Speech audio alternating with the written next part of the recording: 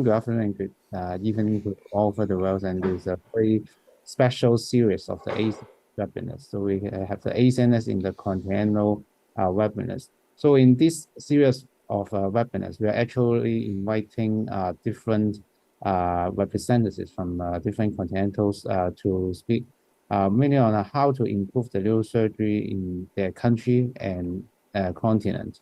And we hold this special series because we hope that is a chance that we know each other in all over the world, what is the condition and how we can, how ACNS can help each other to improve the center of neurosurgery in their country and what they need, to understand what they need, and it's very important to us. And I'm so happy to see so many friends here in the ACNS Intercontinental webinars. So maybe shall I start Dr. Phan, maybe we can introduce or invite Dr. Daniel. Yes, sure. He's from Ukraine, Kiev. Yeah, maybe Dr. Daniel, can you introduce yourself to us? Daniel Sensei. Very briefly. Oh, hello everybody again. Konnichiwa. Konnichiwa. So I'm from Kiev, from Ukraine. I'm neurosurgery resident, second year resident. So now I'm in Fujita Healthcare Hospital, Healthcare University Hospital, Bantan, on the fellowship for 4 weeks. Interested mostly in vascular, endovascular pathologies and treatment, also the tumors and all cerebral interventions as well.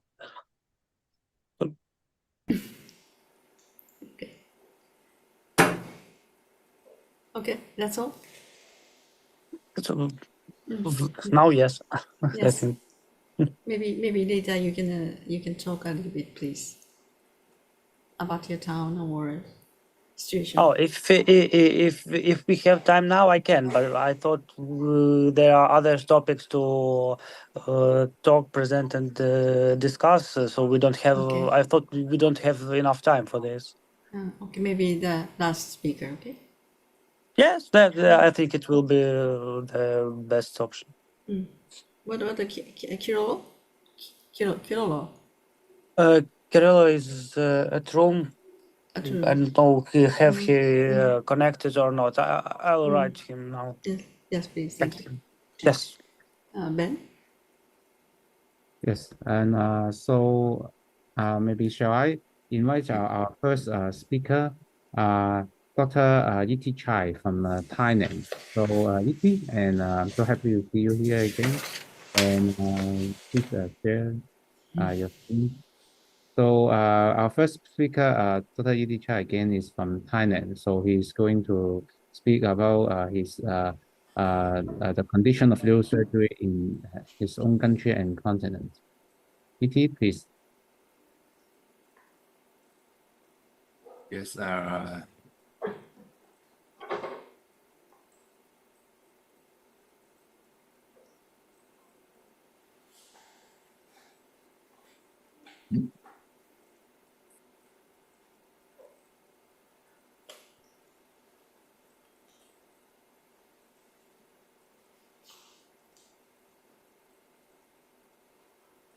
Can you see my slide? No? Yes, we can see. Okay. Can you make it to presentation mode? Or if there's difficulty, you can continue like this. If possible, please slideshow.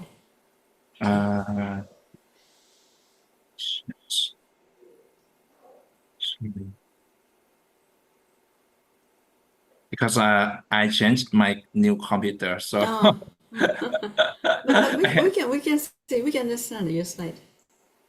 You can start. But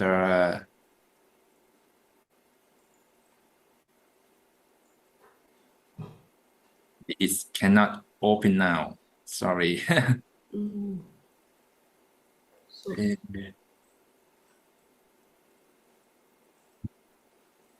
Oh, okay. I see. And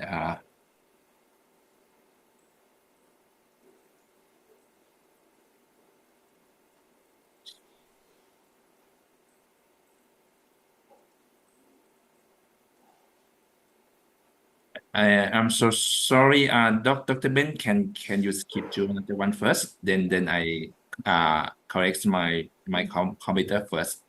okay. Yes, yes, sure. Sorry. So maybe you just Stop share. share this the screen, and then we can come back to Okay, you okay, later as the next okay. speaker. Sorry. So maybe shall I invite Thomas? Would you mind if you start the presentation first? So Thomas? Yeah, Yes. yeah. Thomas is I met Thomas in Indonesia during the second World Wilderness Congress, and he's a renowned speaker, very famous neurosurgeon in Indonesia, and it's our honor to invite Professor Thomas Tommy to be here with us. And please, Thomas, please share about the condition of neurosurgery in Indonesia, and how are the ways to improve the neurosurgery in your country? Thank you so much, Thomas. Okay. Thank you, Ben. Good morning, good afternoon, everybody. Professor Kato, colleagues and friends. Hi, Thomas. I have been invited by Dr. Liu to give some presentation of like introduction of Indonesian neurosurgery. So I would like to share my PowerPoint. This one. Okay, is it showed correctly or Yes, it's Yes, good. yes. okay? Please. So the title is How to Improve Our Country Continent in Neurosurgery. So this is my where I work.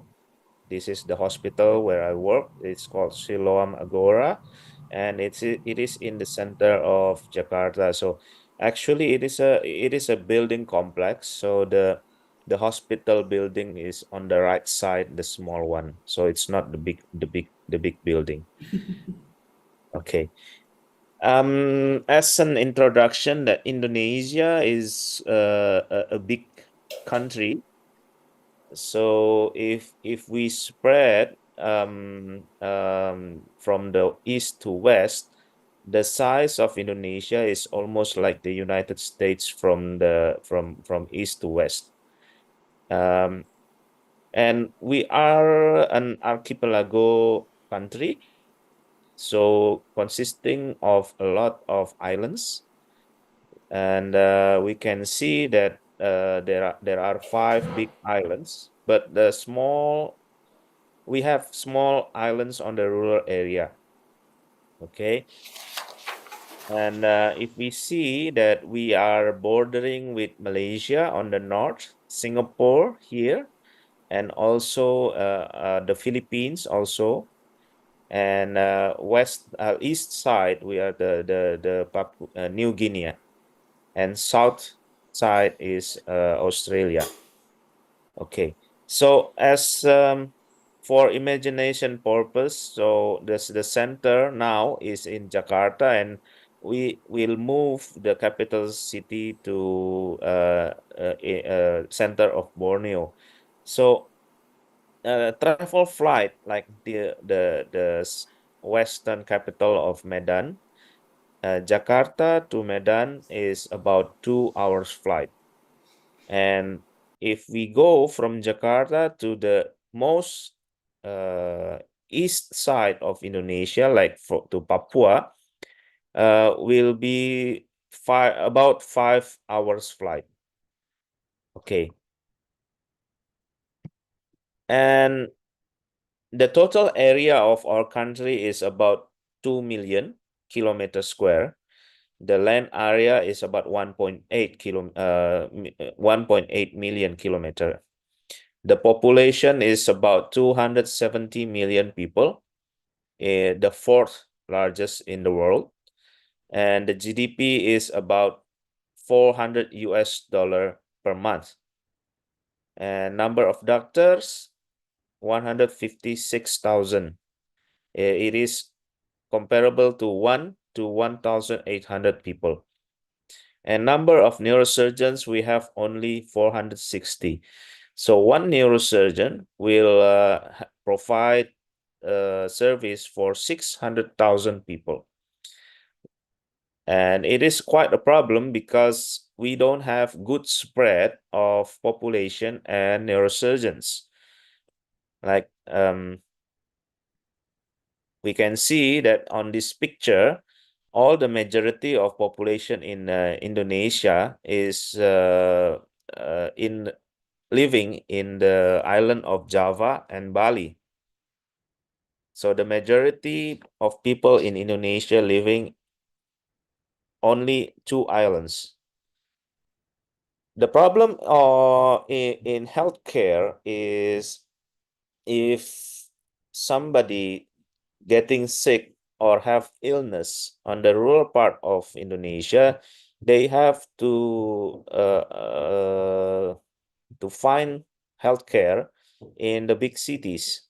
And from their place to big cities, the travel time is about 4 to 8 hours. And from big cities, not all big cities can provide all the medical services. Sometimes they have to refer to the capital of province. So healthcare is not readily available in all parts of Indonesia. So there are seven centers in Indonesia that can train neurosurgery. So one is in Medan, Jakarta, Bandung, Semarang, Yogyakarta, Surabaya, Bali, and Makassar. Only those that can graduate neurosurgeon. And the capacity of education is about 4 to 6 per center. So we can provide to the country about 60 to 100 neurosurgeons per semester or per year. So I work in a hospital chain, private hospital chain. So in Indonesia, we have to differentiate between private hospital and public hospital. The government, of course, want to develop the healthcare as soon as possible, but because I am working in a private sector, so it is my I can only give some information about in the field that I'm working on. So Siloam Hospitals is a private hospital chain in Indonesia. We are the biggest because we have 41 hospitals in around of Indonesia. You can see all the dots here. And I work in 3 of them, and one of this is hospital Siloam Hospital in rural part of Jakarta called Bogor City. And this hospital was established in 2017. It's a type C private, 15 minutes drive from Jakarta. And for neurosurgery services, I think it is we have a complete care. There is a microscope, CT scan, MRI, cath lab available, and we are developing the stroke code, developing from 2020, and referral system from other hospitals. The standard of neurosurgery in Siloam Hospital is inpatient, emergency ward, high care unit, intensive care unit. And we have MRI scan, CT scan, conventional X-ray, PET scan in one center in Jakarta. we can refer patients to have a PET scan.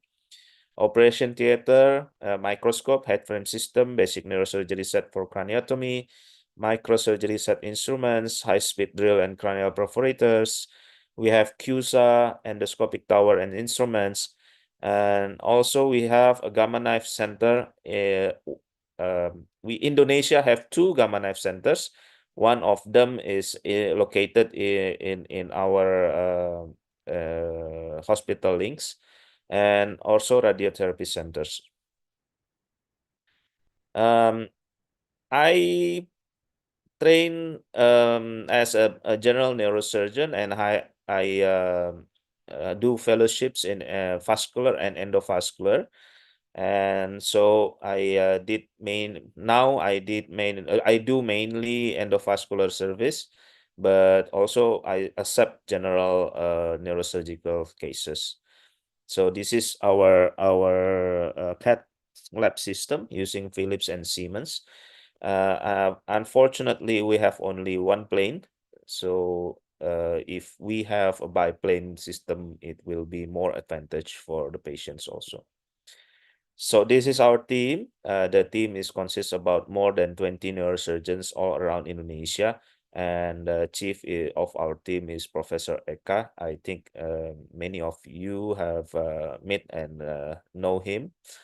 And I think this concludes my introduction regarding neurosurgery services in Indonesia. And I hope I give a good image or understanding about our neurosurgery.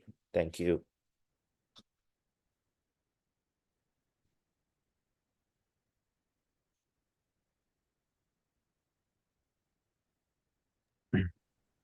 Thank you, Thomas, for your sharing. Should I invite Professor Kato on your opinion on Thomas' presentation about the condition in Indonesia?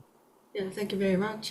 Indonesia is one of the top, the rapid growing country in Asia, I think. That you are almost a center, that you are almost a leader now, I think. So I'm very happy to hear your report. And what do you think about your future in Indonesia? What would you like to do? Or maybe minimally invasive treatment for the patient's concept? Do you have a robotic surgery or whatever you want? Well, the main problem in Indonesia, in my opinion, is the spread and the availability of neurosurgery all around Indonesia. So the main treatment is being done in big cities, and people from rural area sometimes cannot go, or if go to big cities, they the major consideration is cost. So I think to make Indonesia better, the government has been building a lot of we call it vertical hospitals, that specialize in stroke treatment, tumor treatment, and also heart treatment. And in the next 5 years, I think the hospital will be established, and people from all over or rural area of Indonesia can have treatment there. For our neurosurgery, I think in Indonesia, I am hoping if we can have some maybe establishing minimally invasive surgery. Of course, robotic surgery is a good part. We haven't got the what's called the navigation system. So I think if we have a navigation system, it will be more advantage to the treatment. And I think it is because of cost and what is called cost efficiency. If we have good revenue, we can invest in more high technology instruments and system. But I think the main problem is although Indonesia is a big country, the GDP is only 400 US dollar per capita per year. So I think other country will have more what's called more income to have a good or better healthcare. I think that. Thank you very much. Maybe you are one of the core member, Indonesian neurosurgery. I think maybe you can have a remote teaching educational system. Maybe more and more, Yes. and increasing of the neurosurgeons number, including of the female doctors. All neurosurgeons in Indonesia is now about 460 and increasing every year. Okay, thank you very much. Ben? Yes, Thomas, can I ask a question about, because I know that in Indonesia, so you have different islands and so far away. So how to deal with the emergency situation? For example, if you have a stroke or intracerebral hemorrhage in a remote area, so can they make it to the main centers? Or also I'm interested in the condition about what you mentioned about the stroke. And sometimes we are making technology or using technology to overcome the distance. For example, I know that some will use, for example, use 5G network so that different doctors in a remote area maybe can start a small stroke unit only dedicated for a stroke in different areas, and then they can get the support online with the from the big centers. Is there something like this in your country which will be developing? Okay. Regarding the patient care, so transportation is somewhat problem in archipelago country. The first of all, the primary care, we collaborate with general surgery, because general surgery doctors or general surgeon is more than neurosurgeons. Okay, because neurosurgeons only 460. Of course, general surgery is more. So for basic cases like open laceration, open fractures of the skull, and also epidural hematoma, we give some competencies for them to diagnose and to treat if there is no neurosurgeons available. If the patient can be referred in 1 hour or 2 hours, then the best practice is to refer to the a hospital that have neurosurgery service.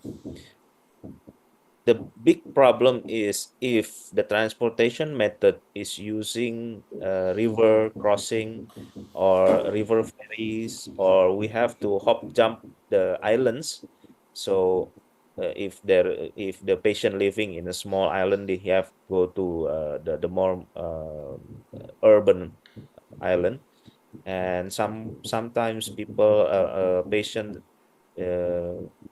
delayed in treatment, and yeah, that is the problem.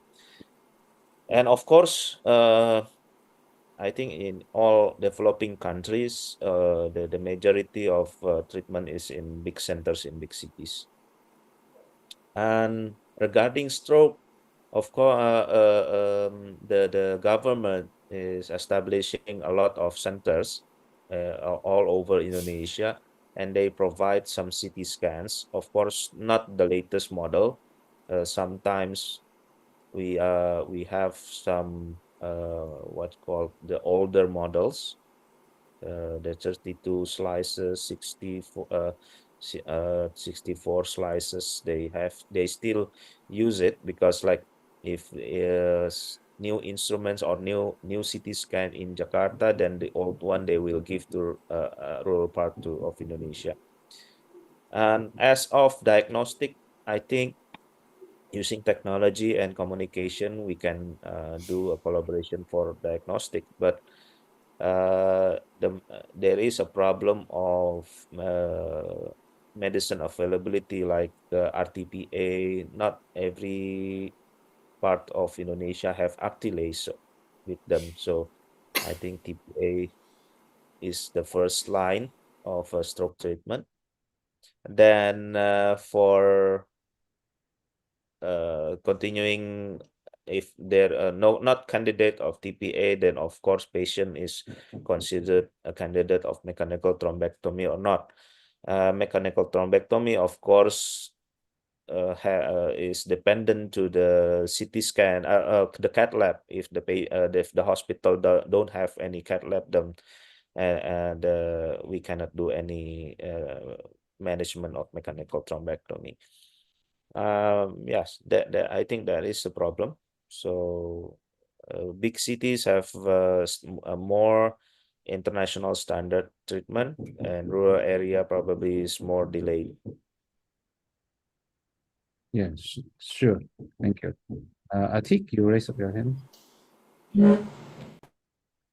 Thank you, Thomas Tony, for giving a brief about neurosurgery in Indonesia. I have two very basic queries to know that in your country and my country is kind of same number of population and number of neurosurgeons. Two things just to know that in how many centers you are providing residency course to create new neurosurgeons.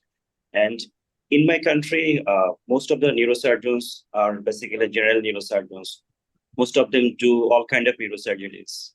We are trying to get out of it. We are trying to develop subspecialty. What is the trend of developing subspecialty in your country? Okay, so in Indonesia, I think I have mentioned before, we have only 7 centers to train neurosurgery, because the system is a university-based program training, university-based training. So the government see this as a bottleneck for neurosurgery production. The minister has been proposing and urging to change or to combine it with hospital-based training program. So I don't know. This year we changed presidents, so I don't know whether the program is continued by the next president or not. But having new centers for neurosurgery training, of course, will be good for the long term as the spread of neurosurgery service. Understand. So thank you, Thomas, for sharing the condition in your home country, and it means a lot to us. And I hope to see you keep improving the standard of neurosurgery in your country. And of course, if you have any help, and please let us know, and we can brainstorm how we can help you to achieve your goals. And so maybe ET is back. Maybe you can try sharing your PowerPoint with your computer.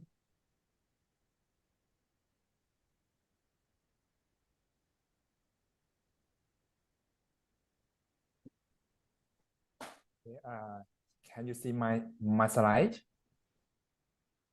Yes. Yes. Okay.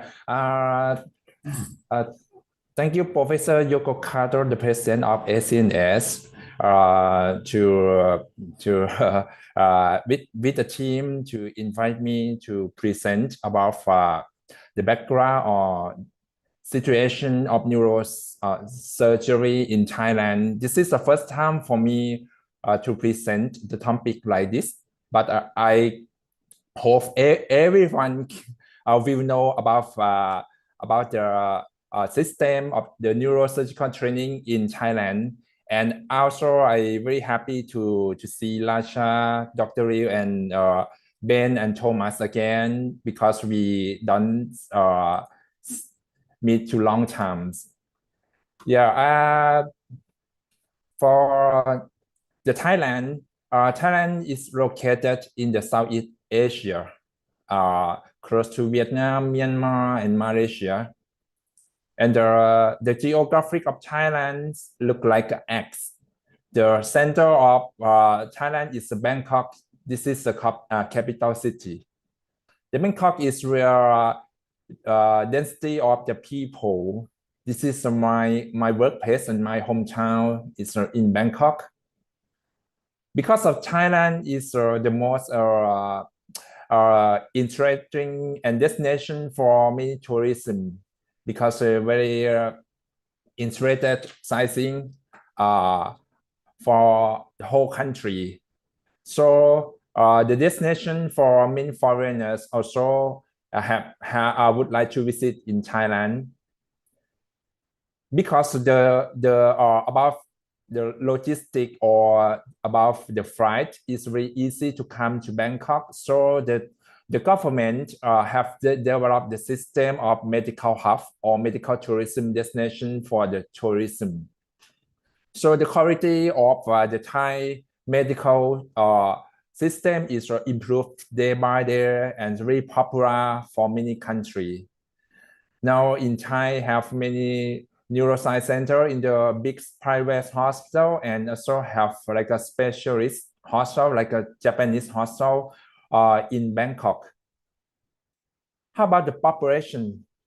In Thai, we now until this year, the updates information for the population around 70 million population.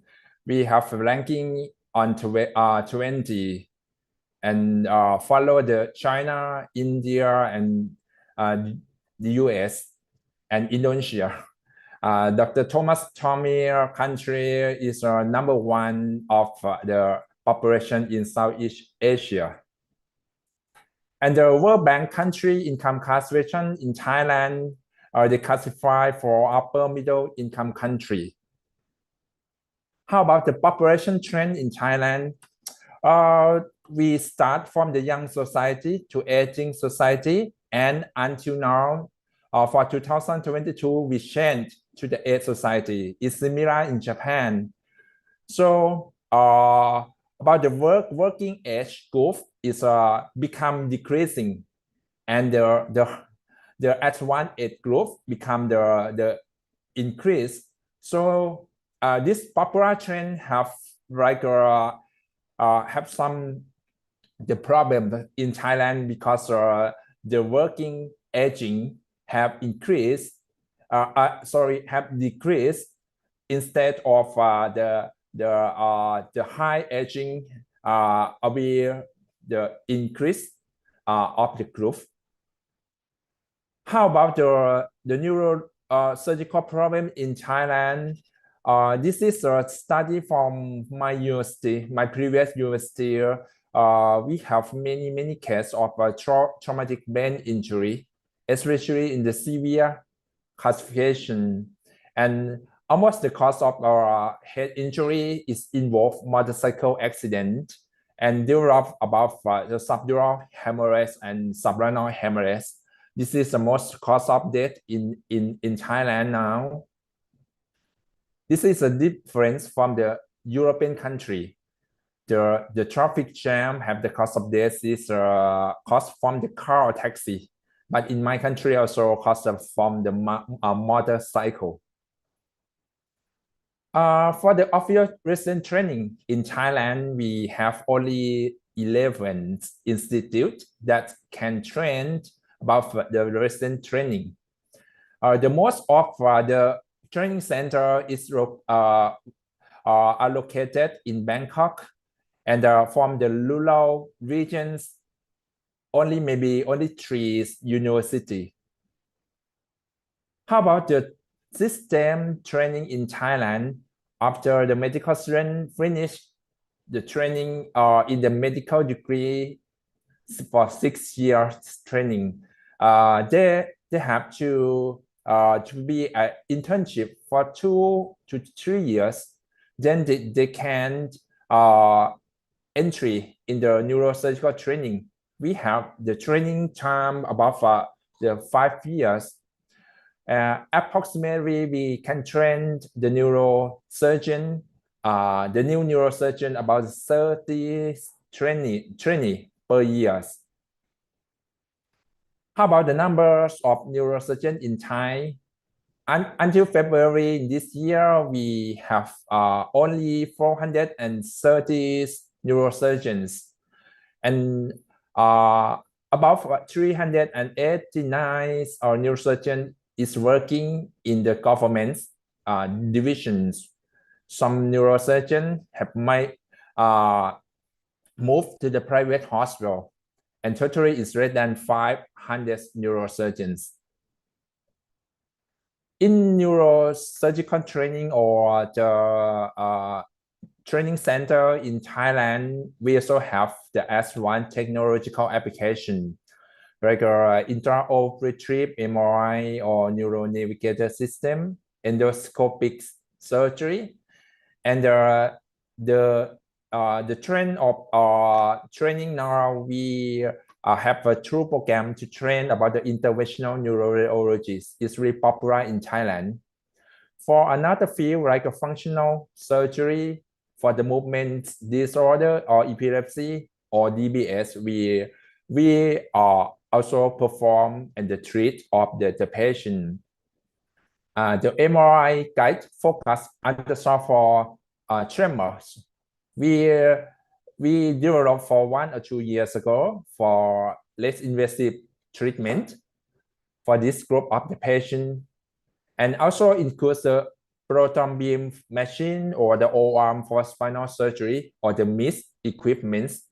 We also use this for the treatment of the our patients. How about the fellowship program training, official training in Thailand under the Royal College of Neurological Surgeons of Thailand? We have the 4 training program for the fellowships.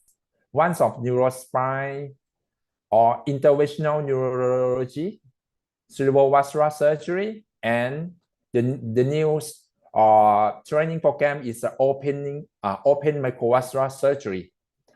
For the 4th fellowship program training, we can have the new subspecialist only less about 10 neurosurgeons per year. Is very few numbers. And as I mentioned before about interventional neurology, now we have 2 society can train about neurosurgeon. One is a society of radiology. This is for 2 years training, and another is the society from the neurosurgical societies. This is for 1 year training. We can produce 10 or 11 trainees per year to perform the S1, the vascular treatment in the complex case, like a bypass surgery and endovascular treatment. And my neurosurgical society in Thailand also provides the continual academics, like the Spine Society, and have their own journal publication for the young neurosurgeon who want to publish or announce their publication for the further have a new academic position or have the earned more income in their career. This is another congress in Thailand for the Thai cerebrovascular surgery annual meeting. We have a lot of the attendant to update about neurologists from the specialists from cerebrovascular surgeons, or the annual meeting of about the neurosurgical society. They have like continue more than 5 years ago. This is my presentation from the Congress. For international Congress, we just have the past of the host of ASEAN's Congress of Neurological Surgery in the last year. And I also meet Professor Eka, Professor Asmi, and Professor Koto in this Congress as invited speakers. For collaboration of the Thailand Society, we also continue to collaboration with ACNS or an Asian Neurosurgical Society, WFNS, and some young neurosurgeons has go to abroad to attend from the AANS or Asian Association Society to continue above their knowledge and update about the skill and come back to the country to provide more surgery field or update about the knowledge to treatment on their patients. This is the way interested about the manuscript that they have published on neurosurgical focus about the neurosurgical training and education in East Asia. They compare about the Indonesia, Japan, Malaysia, and Philippines and Taiwan about the number of surgeons and the ratio of neurosurgeons. You can see this paper that they are not included in my country, but for Philippines, the ratio of neurosurgeon, one neurosurgeon should be to take care the patient more than 100,000 patients. Compared in Japan, about one neurosurgeon can take care only 13,000 patients. But in Thailand, how about the ratio of the neurosurgeons? We have the ratio about one neurosurgeon to more than 185,000 patients. That means we have very few neurosurgeons and not enough to take care for the whole country patients. In some region of Thailand, we still have the 0 neurosurgeon for the 8th province. But only one neurosurgeon can take care some part of our country, especially for 9 provinces. That means we cannot take care for all patients who suffer from the neurosurgical conditions, because the most cause of death or the most ranking of neurosurgical duty is from head trauma and also from the stroke or aneurysm rupture. How about the major obstacle in Thai neurosurgeons? Because now the national insurance system, the government can pay or and cover about the all treatment price of the patient more than 80%. What is the result of this policy? Because a few money the patient need to pay in every condition of neurosurgical condition. So a lot of number of the patient has come to visit the neurosurgeon. And the easy to access specialist for consultants, this is is make the patient is really tired, is cannot have enough time to rest and work hard. So it's a cause of the excessive working hours. Now in Thai have a low number of neurosurgeons. It's one of the most common cause of the burnout of neurosurgeons. In some neurosurgeons, they have like a very poor of work-life balance, and some quit the job because they loss of career passions, because the income is not good and the workload is very hard and the welfare benefits is not too optimal. In some surgeons is migrate to the private hospital. This is a very big about obstacle in Thai neurosurgeons. How we can improve about these problems? Now the government should improve about the training centers, like increase the number of training centers, because they're still concerned about the quality of the neurosurgeon. If they increase the number too much, but the resident cannot have the experience or about the complete training in the big center. So the quality of training is not high.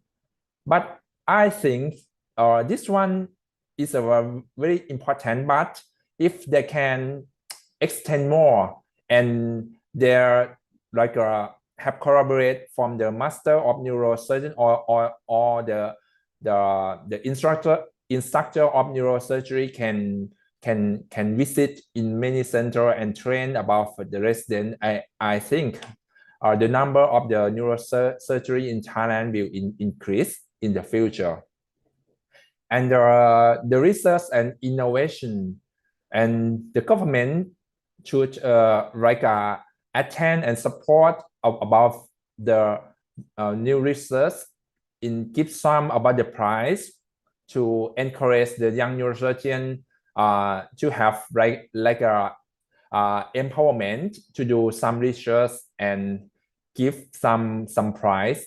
That means I think the quality of life or the working passion will be better comparing about in this time.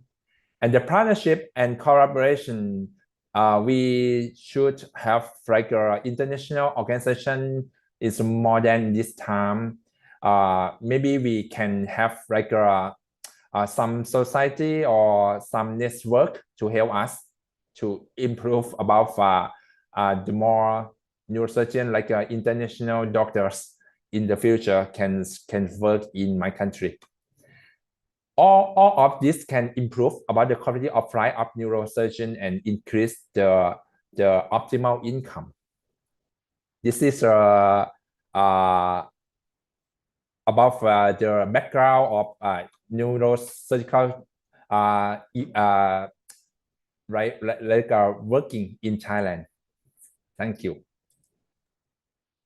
Thank you, Iti, and so glad to hear about your condition.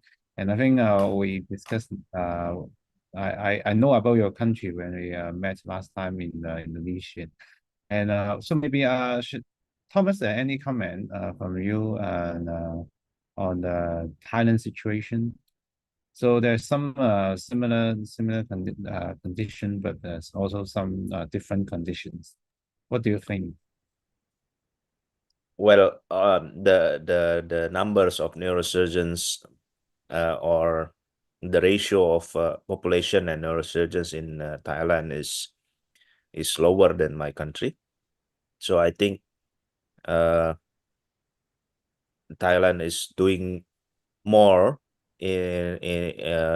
for the better of healthcare in the area.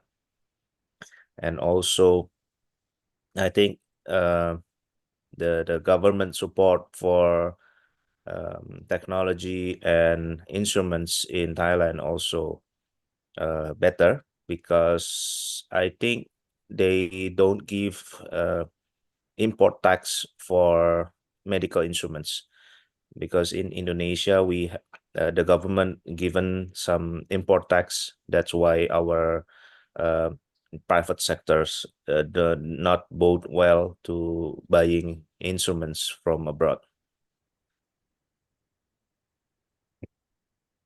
So Itichai, I have a question. So because you mentioned that the for Thailand people, the government will pay for around 80% of their medical expenses. So it's somewhat similar to Hong Kong. So the government to pay for the patients. And but will there be a problem that, for example, that maybe each year the government will give a budget for you to use, and then sometimes you have had difficulty in buying new equipments or new technology to develop further in neurosurgery? That be a problem in your country? Yes, but the government can cover 80%, but the patient do not need to pay for annual, just free, everything free. This is the cost of make about the concept of the patient. They think the government can pay for them in every situation from the acute or non-acute condition. So for awareness of the self take care or some degree of the prevention is not good. So this one, the government, I think in the future they should let the patient pay about the insurance for a year. That means they alert to protect them in every condition. I think this is maybe the incident of disease maybe will decrease. I think the quality of the neurosurgeon maybe improve, maybe better than the current time. But sometimes the budget from the government limit your the development.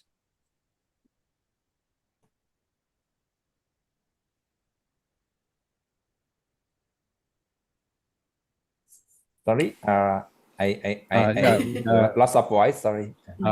so sorry. So, will the budget from the government limit your development because of this kind of system?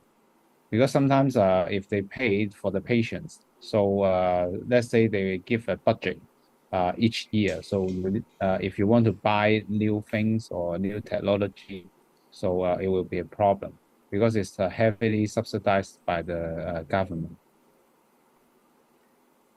Yes, I agree. I see, because this is the problem of my government.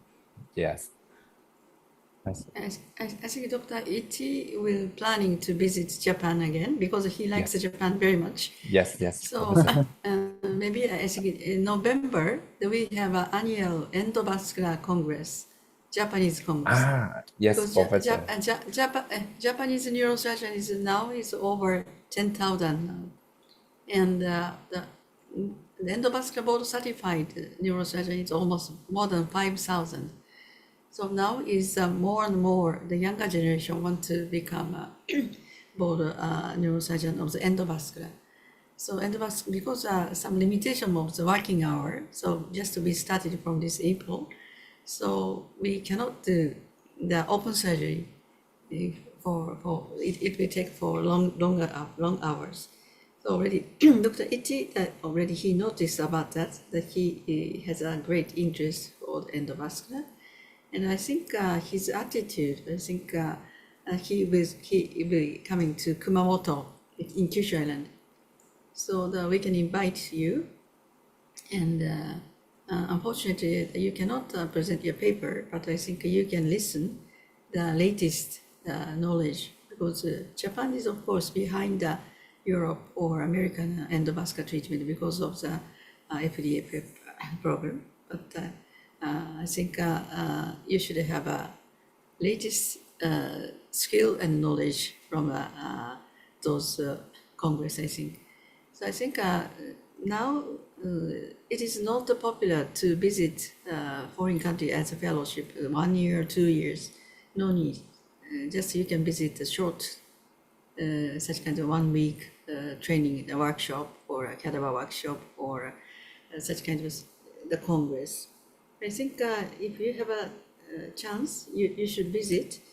Then at least you can be the board member of your society, or maybe your society that will be the leader in your society. I think that at least you can have a latest knowledge for your younger generation. I think. As a ACNS, maybe we can have some team. Maybe we can visit your congress, three, four doctors. Then we can have such a kind of workshop, Indonesia or Thailand or wherever. I think that now we have just started such kind of plan. Yeah, we are very much looking for you coming Kumamoto. Thank you, Professor. Are you definitely come to Kumamoto?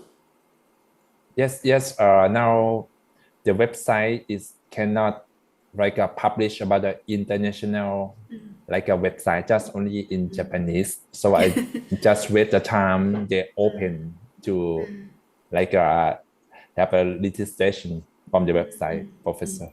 Okay, but because of the most of the slide is written in English, so you can understand.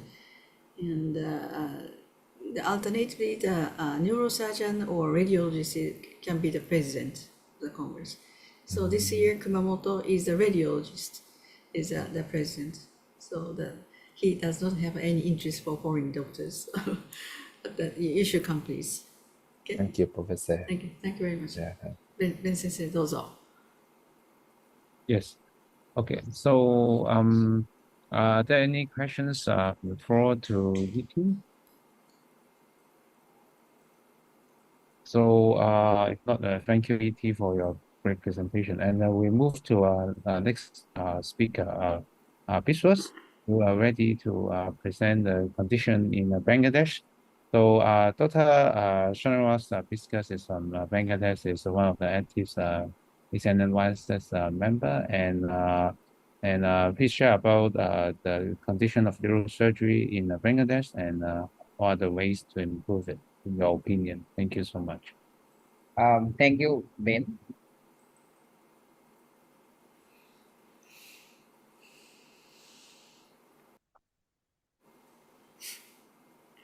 My slides are visible, I think.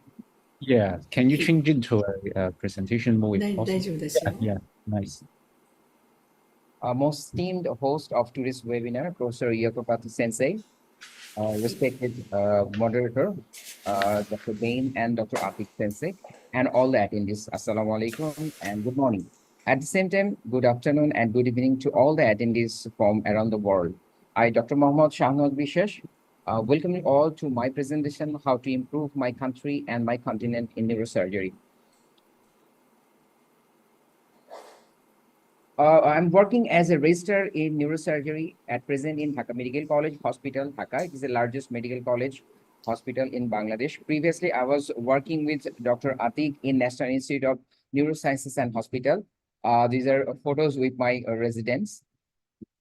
So I have completed my vascular fellowship, both micro and endovascular fellowship under our beloved Professor Yakopati Sensei in Japan from February to April of this year. I'm thankful and privileged to present my topic today. So I think the neurosurgery is the only department worldwide that wants the development of the department itself, of the residents, of the young neurosurgeons, as a whole neurosurgeons worldwide. That is why it is said the neurosurgery is a global neurosurgery where Bangladesh is a very significant part considering the present era.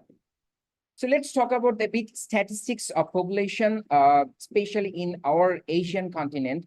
The most populous country right now is the India and the China, and they have a population more than 1,400 million. Where Japan, it has 122 million. In Bangladesh, the population size is 174 million, which is very higher compared to its size, the country size. So what is the status of the neurosurgeons worldwide and in Asian countries? Worldwide, it is said that 49,000 neurosurgeons we have right now. The highest number of neurosurgeons resides in Japan, where we have 100 neurosurgeons per million. But whereas in India, the most populous country right now, 2.4 neurosurgeons per million. In my country, it is more or less, it is only 1.3 neurosurgeons per a million. And the least number of neurosurgeons are in Democratic Republic of Congo, where only 4 neurosurgeons shoulder the neurosurgical care of 74 million. So it is really unthinkable. It's a very nice article. It says about the worldwide neurosurgical concentration, indicated number of patients, and how many countries cannot meet the basic level of neurosurgical care. It is said that right now, every year, about 22 million neurosurgical consultation goes on, and more than 50%, that is about 14 million, has indication of minor or major neurosurgical intervention. Unfortunately, about 5 million neurosurgical patients could not get the basic level of neurosurgical care, which is more prevalent in low and middle income countries. That is why there are some recommendations like collaboration, training, infrastructure development, and technology, either purchasing or sharing. It's again a very nice article which depicts about the worldwide a bit frustrating neurosurgical status, especially in low and middle income countries. It is said that about 33 countries do not have any neurosurgeons. And if you set the WHO criteria that there should be 1 neurosurgeon for 0.12 million, then 31 countries fail to meet that criteria. And if you want to improve the quality as per the number of neurosurgeons, that there should be 1 neurosurgeon for 0.1 million, then you see that 163 countries could not meet the criteria. So it's again a nice article published in 2022, the state of neurosurgery training and education in East Asia. It has surveyed over 5 countries, Japan, Indonesia, Malaysia, Philippines, and Taiwan. In developed, like in Japan, we have the most number of neurosurgeons, and also in Taiwan, compared to the size and population. Japan has the highest number of neurosurgical training center. It is about 857. Every year, they have around 100 residents in neurosurgery, 1,000 residents in neurosurgery. And every year they have 180 young neurosurgeons joining the neurosurgical society. But the number is very less in Indonesia, Malaysia, Philippines. And in my country, the number of residents per year is around 54. And every year we have young neurosurgeons like 10 to 15. And we only have 5 neurosurgical training centers. So it is very less compared to the size of the population. There's again recommendation that there should be robust international network, skill sharing, subspecial training, strengthening health system, funding from the government side and from donor side, and policies for infrastructure development. So worldwide, we need to increase the number of neurosurgeons. At the same time, we need to improve the quality of the neurosurgical care. And it should start with the period of residency. So in my country, the residency period of neurosurgery for 5 years in phase A and phase B, 2 years and 3 years, and core neurosurgical training is 3 years. And the phase A, it includes different branches as a rotation for the training. So total number of neurosurgeons, we have 251 right now, the practicing neurosurgeon 100, and 60% is the young neurosurgeons. So young neurosurgeons are playing a great role in my country, and that is scope of development by sharing knowledge, doing fellowship in home and abroad. So way forward, it's a very hope for us because from July of this year, our country has introduced advanced fellowship program in skull base, in stroke and endovascular neurosurgery, and also in spinal neurosurgery. So these are some centers for the neurosurgical training for the residents. Okay, so I will be talking about this. What is the standard of neurosurgery we expect? I will compare my country's status and I will talk about the scope of development. So when we talk about the desired standard of neurosurgery, and from my point of view, it's the Japan where we can have the excellent standard of neurosurgery. So I will start with the vascular neurosurgery, especially with the microvascular neurosurgery, aneurysm clipping, then bypass. So, what we expect in aneurysm clipping surgery, we expect all integration of radiology, for the preoperative evaluation so that we can do the surgery virtually in my brain before doing the surgery over the patient.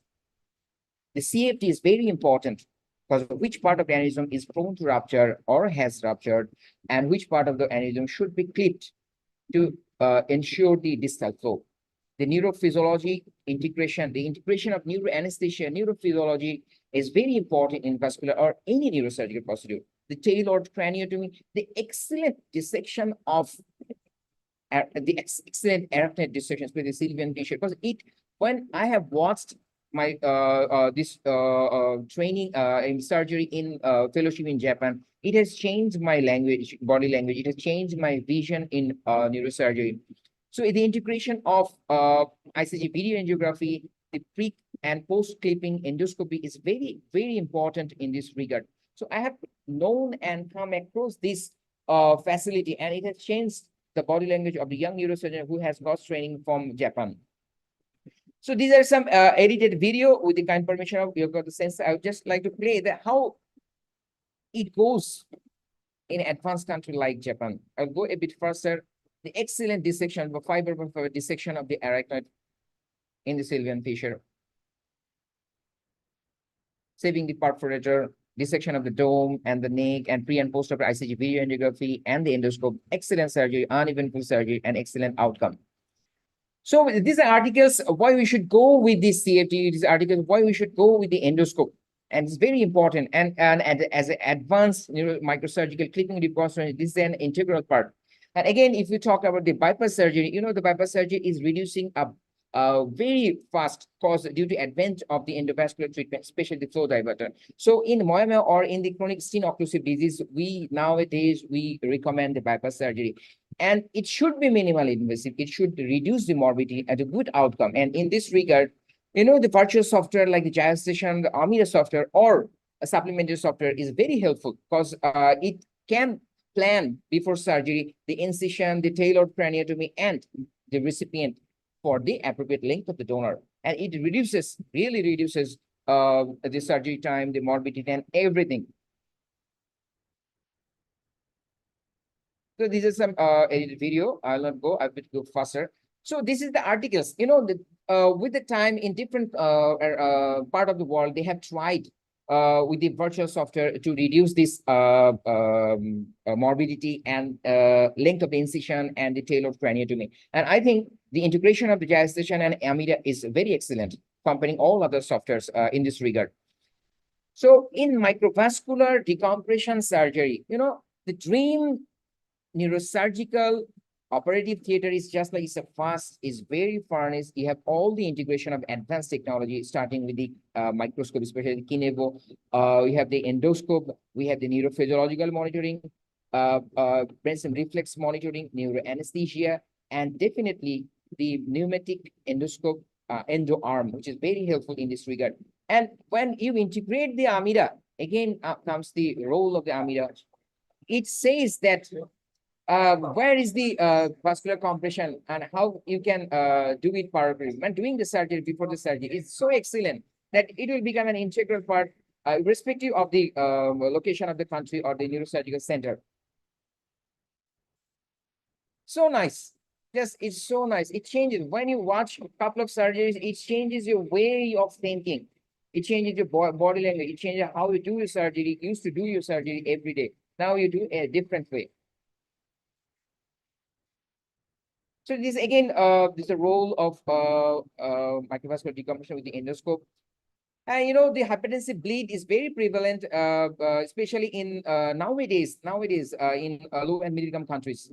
And it can be done with a minimal invasiveness with the advent of the neuroendoscope and also the navigation system. If we have the advanced tools, if we have the advanced system of hemostasis, then this surgery becomes very, very easy and rewarding for the patient as well. So these are all the, the fellowship changes the way you think. It changes your mind as well. And also at the same time, it makes you aspire after the technology. The articles why we should go with the endoscope in ICG evacuations. And in Bangladesh, the neurotrauma is very prevalent. Every day in every centers, we have around 10 to 15 neurotrauma cases. And we have subdural, we have both chronic and acute extradural hematoma, contusion, everything. And I didn't know that I can incorporate a minimal invasive nature in this case, like the endoscope. And I learned it from Fujita, and it's really, really excellent. In chronic subdural hematoma, you introduce the endoscope, and especially in septic chronic subdural hematoma, you do it, suck it with the malleable sucker, and do the subdural drainage, and there's almost no recurrence. And we have incorporated this in our practice nowadays. So comparing with the advanced work in Japan, where we are right now in my country, like or other developing countries, right now in microsurgery, the young neurosurgeons are very enthusiastic in microsurgical clipping reconstruction. And we have given two preference. Number one is the aortic dissection, sharp dissection, and no injury to vein. That means the 100% preservation of the vein. Like in this surgery, in this ECOM surgery, we have tried to secure the vein, even the smallest one as well. So this changes, the attitude changes. Is it ruptured DACA aneurysm, having both unruptured MC and the IC terminus aneurysm? And we have dissected interhemispheric fissure without the use of any retractor and without injury to any vein. So no, we didn't do it previously, but now we're doing it. So again, this article talks about the venous preservation and how we should not use the fixed retractor. Even the Spacler Martins, Lawtons are also shifted from using this fixed retractor in 2013 to dynamic or no retraction. So what is the scope of development we are doing? But we need some excellent software like the gyrostation of the Amida. We need the ICG video angiography because we lack the dye in my country. We need the virtual planning, and we need the power of the endoscope 24/7 when we do the surgery. So these are the scope of development in my country. And there should be integration of the screening of the patient so that we can have more unruptured case. Right now, we have almost 100% ruptured case of aneurysm. So what's happening in bypass surgery? In bypass, as we lack in a fund of endovascular material, we have to go with the bypass surgery, especially the IC cavernous IC aneurysm. Like in this case, we have done the bypass surgery with the IMAX radial artery interposition to M2 bypass with the STA double barrel assurance bypass. So I'll not go in detail. This is the patient status. So what is the scope of development in bypass surgery? Again, this software, the role of software is just integral in this regard. And I wish that in this regard, Kato Sensei can play a great role, because in developing countries like us, we need support from the technology. And if they can offer their hand, it can be more tailored in our developing countries like Bangladesh. The endoscopic ICH evacuation, after learning from Fujita, we are also utilizing it in my country. But what we lack in this regard, we lack one thing, that is the navigation, 24/7 navigation. We have to do it with the anatomical knowledge, but we can incorporate the navigation if there is 24/7 navigation support. So this is under planning in my country. The chronic subdural hematoma with the endoscopic evacuation, excellent case. We're trying to do it in indicated cases, and also in acute subdural hematoma with the and also with the EDH. Scope of development in neurotrauma and ICH surgery, the navigation, the endoport, especially the transparent endoport, the hemostatic agent, flow seal, fibrin glue, these are very costly in my country. If there is a subsidy in this regard, it will be helpful for the neurosurgeon and the patient, the suction irrigation system. And definitely, as we have huge number of trauma cases, we should have an institutional guideline, and this also under processing with the help of the Brain Trauma Foundation. So other endoscopic surgery like suprasellar surgery, we have excellent team led by Dr. Itichai and Dr. Shafiqul Islam in Dhaka Medical College. In other centers, we do almost all the suprasellar surgery, the pituitary microadenoma, the craniopharyngioma, with the help of endoscope, and the microvascular decompression with the endoscope, the panoramic view. This is so excellent. Nowadays, we try to do 100% microvascular decompression, trigeminal neurology, or head facial explosion with the help of endoscope by transposition, if it is possible, with the 15 glue. The scalp-based surgery, Professor Goto Sensei from Japan, he taught us how to do with the keyhole surgery, and we are trying to do it, not in 100% case, but in we have started this. So the most favorite and most at the same time alarming ones, the endovascular surgery. You know, the future is hybrid.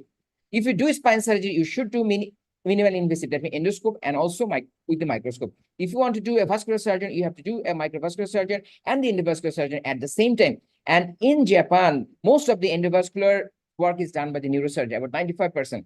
So in my country, our trend is the hybrid vascular surgery, both micro and endovascular surgery.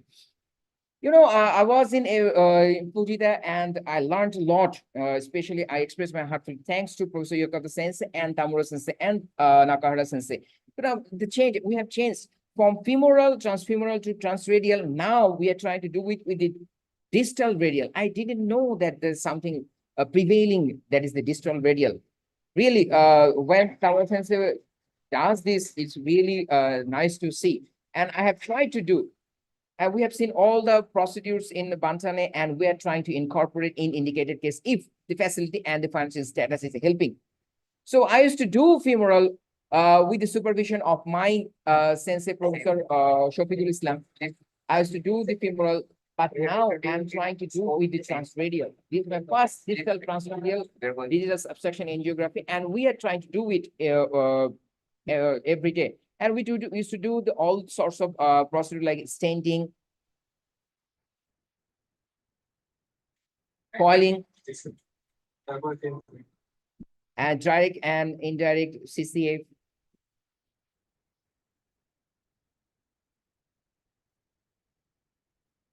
Dural fistula.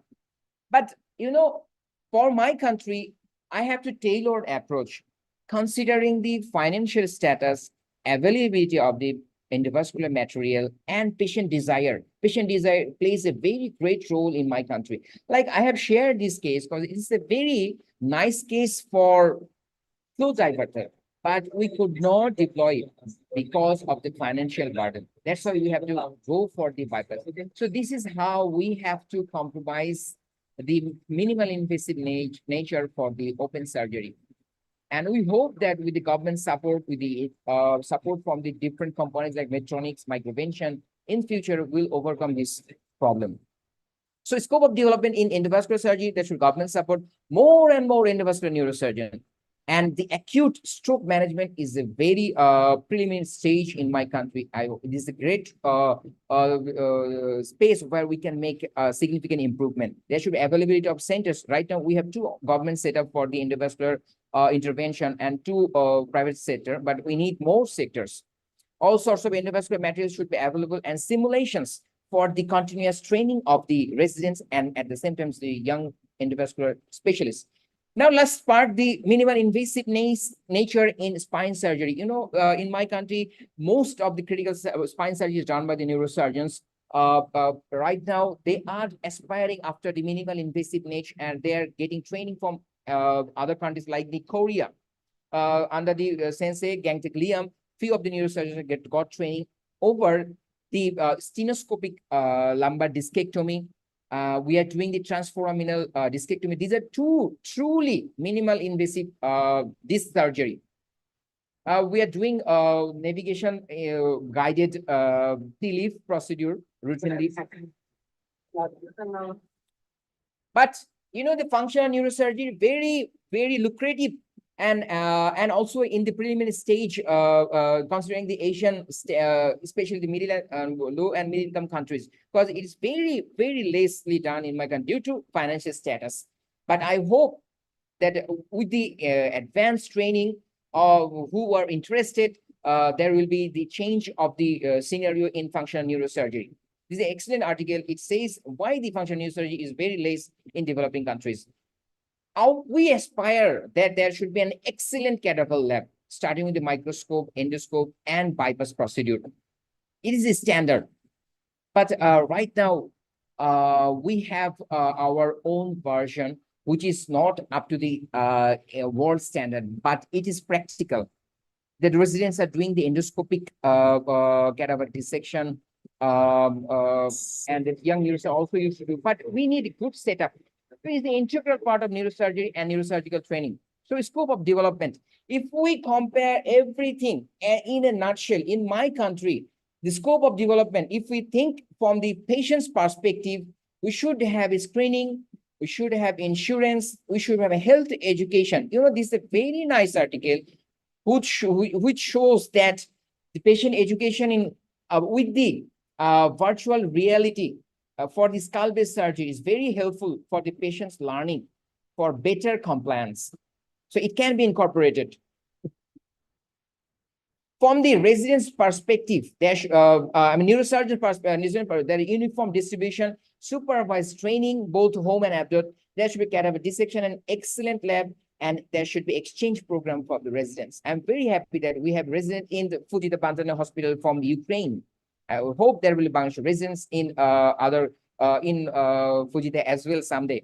From the neurosurgeon's perspective, you know, you want to develop a super specialty, then you should submit to your sensei. You should be dedicated. You should visit standard center.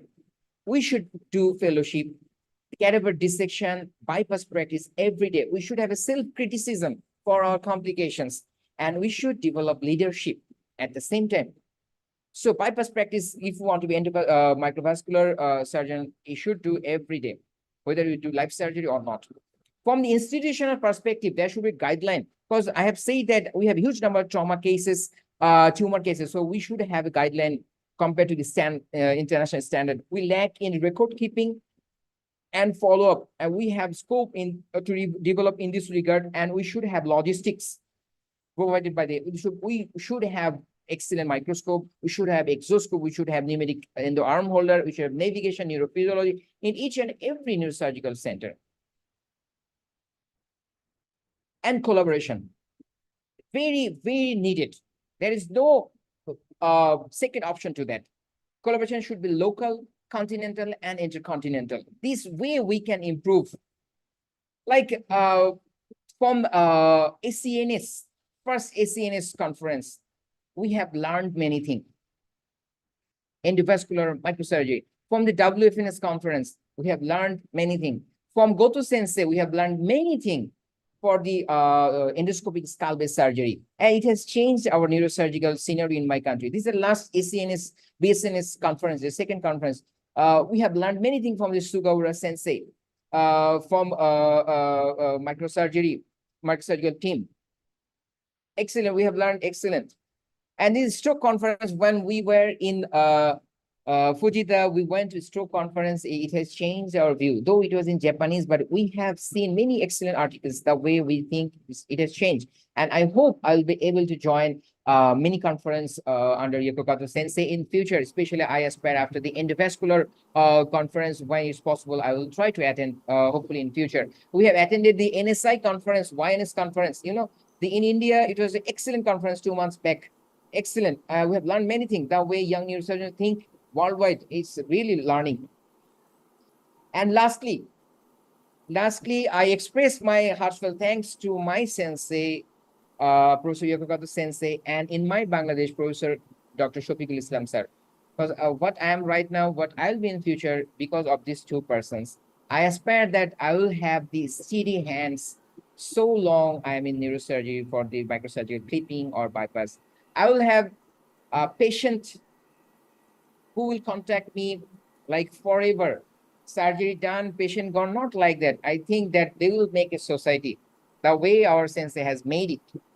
So with this in view, I would like to conclude my session. Arigato gozaimashita. Thank you. ありがとうございました。Thank you, Biswas. A wonderful talk, and congratulations to your development in Bangladesh. So, Professor Iti has a question in the chat box, which I share the same question. So, how about the reimbursement from the government for treatment costs, especially endovascular treatment in Bangladesh? So how does the budget work in Bangladesh? like the endovascular activity in my country. Yeah. In government setup, we have two centers. One is the Dhaka Medical College Hospital, where we have cath lab within neurosurgery, and another one is the National Institute of Neuroscience, where the cath lab belongs to the neurologist. So, from the perspective of neurosurgeons, in my right now where I'm working in Dhaka Medical College Hospital, I know we have freedom. We have freedom to do the diagnostic and the procedure when we have the patient. But and it's very blessing for the residents as well. Like I used to do diagnostic, like starting with the table work, assisting my sensei from my first day of residency. So it is very blessing for me. For the 5 years of residency, I have done the endovascular diagnostic and procedure, either first-hand or assistant. Now, as a young neurosurgeon, I can do. So this is excellent for, and each and every residence, at the end of the residency, they have ensured that they have learned the diagnostic procedure minimum, not doing the procedure, but at least the diagnostic one. How about the for the money part? I think he asked about the money part is Yeah, like coiling and embolization, people can arrange, get but when it's reimbursement. like With the the financial timetable. status. Sorry, Ben, I could not hear you. Hello. Ben, please. Ben, repeat, please. I'm sorry. Yeah, sorry. I can. Sorry. Can you hear me? Can you repeat the questions, Ben? I could not hear you. Sorry.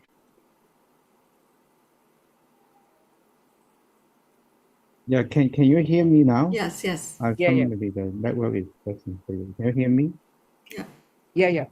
So I just wonder for the money part for the I mean the reimbursement. financial So will the government pay for the cost or the patient themselves?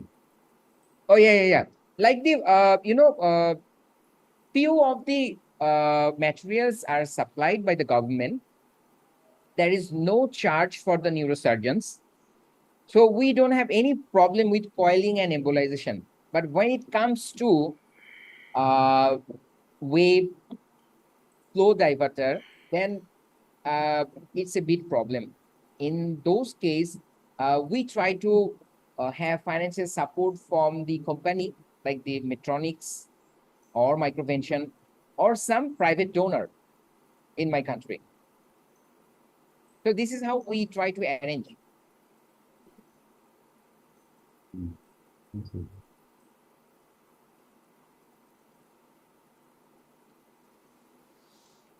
So for the researcher and the laboratory part, so you is all set up by the government, or is that the hospital or by yourself? Yeah, for the government hospital, there is no huge cost. If you talk about the embolization, if you want to use the onyx, then you have the patient has to purchase the onyx. But the guiding catheter, sometimes it is supplied by the government. For coiling, 1 or 2 coil is supplied by the government, but if more coil is needed, then patient has to buy it. Okay, thank you so much. So I can see there's a raise of hand from Uzbekistan, so I cannot pronounce the name correctly. Yeah, please kindly comment. Is from Ukraine. Another Ukraine guy, Kirill. Yes. Hello. Thank you for the present. Do you hear me? Okay. Yeah, we can hear you. Okay. I have just one question for you about the endoscopic treatment for the hematoma you said, and about the I understand about the intracerebral hematoma, but I have a question about the subdural hematoma. Yeah. I mean in a acute hematoma, you also will do the endoscopic approach. Actually, in acute subdural hematoma, in few cases we have done, but when it is incorporated with contusion, I mean, you have acute hematoma and contusion, then there's a huge brain edema. In those cases, it's not possible. But elderly patient, already brain atrophy, but there is only acute bleed. In those cases, we have done. And we try to do with chronic subdural, and we try to do with parietal extradural, not into the temporal one, with the endoscope. Because we have so much cases with the emergency and hematoma in Ukraine, and in probably more than 500 cases per 10 years, and there is no cases. I have no case with the endoscopic evacuation for acute subdural hematoma, only craniotomy. Yeah. That is the standard. You know, Komatsu Sensei, right now in Fujita Bantane Hospital, he has shown the extradural hematoma, acute subdural hematoma as well. So from that, we got an idea that it can be done. As a starter, we should go for the selected cases, especially not in acute hematoma with contusion, because brain edema, you cannot incorporate the endoscope. But I think Okay, thank you so much. Sorry, so acute subdural hematoma is one of the good indication for endoscopic evacuation. Sometimes you can do it bedside, not in the OR. If you need maybe further such kinds of the bone flap removal, something, then you can do it in the operation theater. But the immediate surgery can be done is very, very good with the endoscopic procedure, I think. Thank you. ありがとう。Ati, Ati? Yeah. Oh, thank you, Shanias, for giving a overview of neurosurgery in Bangladesh. It's just a complimentary comment to Dr. Shanias that as you have known by this time that number of young neurosurgeons is larger than any time in our country in recent days. And they are very enthusiastic to learn the new techniques to go abroad. And we are very grateful to Professor Yekakanta Sensei and his team for giving us the opportunity to visit Benton Hospital and other centers. And Dr. Shahniaz has shown that by this type of fellowships and trainings, we are learning new techniques and advanced procedures, and we are trying to implement in our country. The basic things that we need now that there is lacking of cadaveric workshop and cadaver lab in our country. We are trying to do this by our own arrangement. So our young neurosurgeons need more cadaveric workshops and more training in home and abroad. And I think by these two steps, we can go more further to improvise our young neurosurgeons. Thank you. Thank you, Atik Sensei. I think that in the near future, I think more and more the less invasive, minimally invasive treatment is getting popular because of the time and because of the invasiveness of the patient, I think. So please you should learn the endovascular at least. So maybe yes, 3-4 coiling, or now is a web. The WEB web is maybe that is in future treatment endovascular, I think, because it can apply either the rupture or the unruptured case. Maybe I think the FD and the web is the mainstream, I think, in future. Please learn. Yeah, we are trying. Thank you. ありがとう。ありがとう。はい、別先生。Thank you, Ati. So maybe it's time we move on to our next speaker, Sam, Sam from Malaysia, and we'll be talking about the country and the way to do it. Sam, please.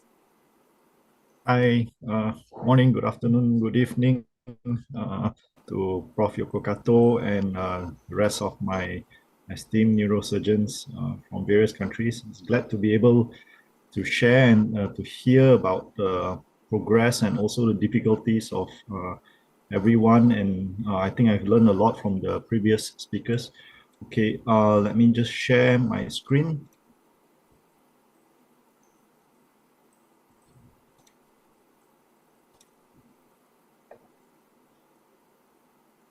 Right, is it visible? Not yet, not yet. We're still pending the. Okay.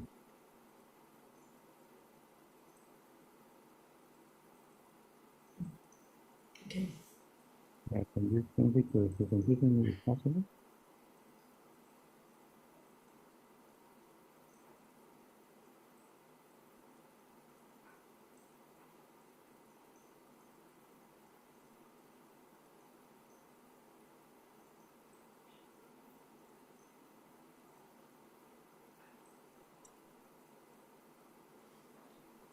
Okay, can you be seen? Yeah. Yes. Okay. So I'm Sam Joey from Malaysia. So same as the other speakers, how to improve my country's continent's neurosurgery. Okay. So a little bit about myself and also how to be a neurosurgeon in Malaysia. So usually we will have to go medical school for 5 years. Then we would undergo housemanship for 2 years. And then as a regular doctor, a medical officer, a compulsory service of 2 years. And then after that, we can join a residency. So in Malaysia, the residency program is for 4 years for Masters of Neurosurgery. Previously, it was only in University Science Malaysia. There was only one university that was offering, but currently we have established another center in University Malaya. So I've been working as a neurosurgeon for 3 years now, and thankfully managed to go under Prof. Yoko Kato last year and did my vascular neurosurgery training. So a bit about Malaysia. So Malaysia is below the X of Thailand, and it's sandwiched between Indonesia and Singapore, seen over here. And Japan is quite a flight away. And in between that, we have Taiwan, Vietnam. Okay. So Malaysia is divided mainly into the Sabah and Sarawak in Borneo, and also Peninsula Malaysia over here. And Kuala Lumpur is our capital. That's not where I'm working. I'm actually staying and working in Penang Island, which can barely be seen here. Okay. So in Malaysia, we have 13 states and a federal territory. So this is Malaysia, Peninsula Malaysia, and I work in this area, Georgetown. So blow it up bigger a bit. This is Penang Island, very small island. Okay, we have 2 bridges that connect to the mainland. Okay, and I'm working in this area called Georgetown. It's called Penang General Hospital, or in our local language, Bahasa Melayu, it's called Hospital Pulau Pinang. So in our capital in Kuala Lumpur, I think we are well known for our Petronas Twin Towers over there. And in Penang Island, we are well known for many things. One of them is this temple, Loxi Temple. We have nice beaches and say a lot of water activities. And of course, durian, which we get travelers around the world coming for this. Okay, Hospital Pulau Pinang, this is where I work. This is the block where we are working at. So what is the current situation of neurosurgery services in Malaysia? So in Malaysia, we started our neurosurgery services when we got our independence somewhere in 1962. First started off, of course, in our capital, in Hospital Kuala Lumpur. And then later on, our Neurosurgical Association of Malaysia was established. So this is our main society in which we have activities, and we correspond with other societies around the world like ACNS, WFNS. We have 3 main university hospitals with neurosurgeons, and collaboration between these university hospitals and other public hospitals by the Ministry of Health Malaysia. And of course, another type of hospital will be the private hospitals. Okay, so this is an overview of how neurosurgeons are in Malaysia, how we graduate, and after that, the workplaces which we are able to practice in. So mainly local university graduates, like I mentioned earlier, from University Science Malaysia. Up to date, we have about 130 to 140 local graduates since it has been established. The other pathway that one can be a neurosurgeon is to take the parallel pathway and take external exams. And usually, these neurosurgeons will be working in university hospitals. Okay, so usually local university graduates, we will end up serving the public hospitals. We usually have a bond of at least 5 years, okay? And after we have graduated, we will work in these public hospitals. And after that, I think many of us would actually go to private hospitals to work. And for those who graduate through the parallel pathway, like I said, they will work in the university hospitals, and after that also go to the private hospitals. So I think it's similar with other countries in Thailand and Indonesia as well.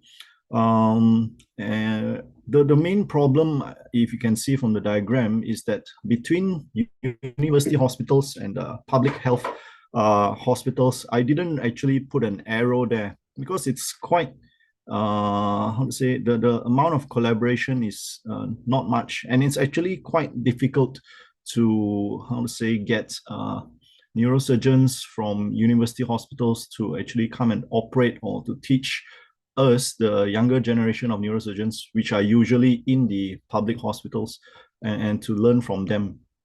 So I think that is definitely one drawback in our system. And a lot of neurosurgeons, once they leave to the private hospitals, it's also very difficult for them to contribute back to us in the public hospitals. So these surgeons are usually senior neurosurgeons with a lot of experience, a lot of expertise, even maybe subspecialty training.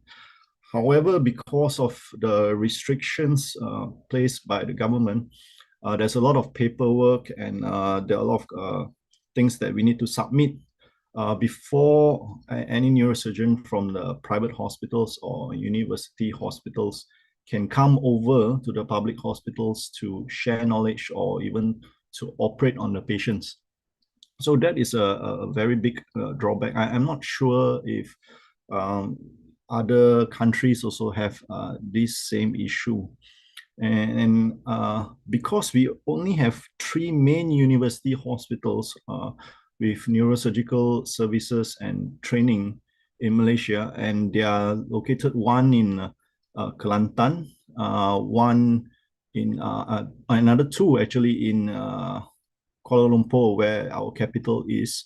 So the logistics for training is also difficult in collaboration between the public hospitals and the university hospitals, in which usually the university hospitals would have better funding, better equipment, more freedom, and more research activity, as in more academic base, instead of just doing surgeries and serving the public. Okay.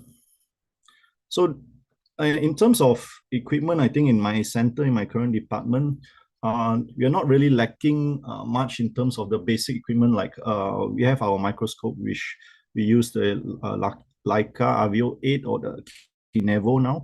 Latest one, we have our own image guided system, which we use nearly every elective surgery. So that's my team here on the left. At that time when we first obtained our BrainLab image guided system, okay. And this was one of the collaborations. I invited a university hospital lecturer and an experienced local neurosurgeon to professor to help out and start out our neurovascular services here in Malaysia. And of course, I have to thank Prof. Yoko Kato for allowing me to do the fellowship in vascular neurosurgery there, and also learn my bypass skills for us to make this event successful. Okay, so I think I've mentioned earlier also, what do we need to improve neurosurgery in Malaysia? Definitely, if it's possible in especially the government officials who are setting policies, it would be best if you can make it easier for university hospitals and public hospitals and private hospitals to work with each other more closely, and how to say, not put too many restrictions in between. I actually have a lot of seniors in private hospitals in which they actually like to contribute back, to actually do surgeries, complex surgeries for patients in public hospitals as like a social service without, charge and things like that. However, it is difficult at times. Of course, another way is to have many more university hospitals. I believe in Japan, there's so many university hospitals, and that's so good because there's a great balance between academic and doing surgery and learning and training. And this is one way in which professors can actually pass down the expertise to the next generation, so that it doesn't go wasted. And I'm sure a lot of our local professors would actually like to do that as well. Okay, I'm actually very jealous with some of the countries which have presented earlier. We actually do not have a local subspecialty training program at all in Malaysia currently. There is some works in trying to establish an area of interest. Maybe you can even consider that as a subspecialty training. However, there is not many or even none of our local neurosurgeons who would, I would say, maybe qualify for certain areas in which they can say they can happily take in students for subspecialty training. So I'll just maybe give a very clear example. It would be endovascular. So in Malaysia, the neurosurgery doesn't do endovascular work. It's mainly done by interventional radiologists. And because of that, in public hospitals, in which usually I would say the training ground is for people to have hands-on and all that, the cath labs are under the radiologist's control. And so far, there's none owned by neurosurgeons at the moment.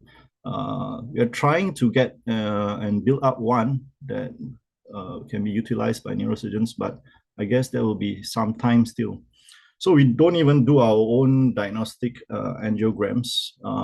We can't, in a sense where we don't have the equipment to do it.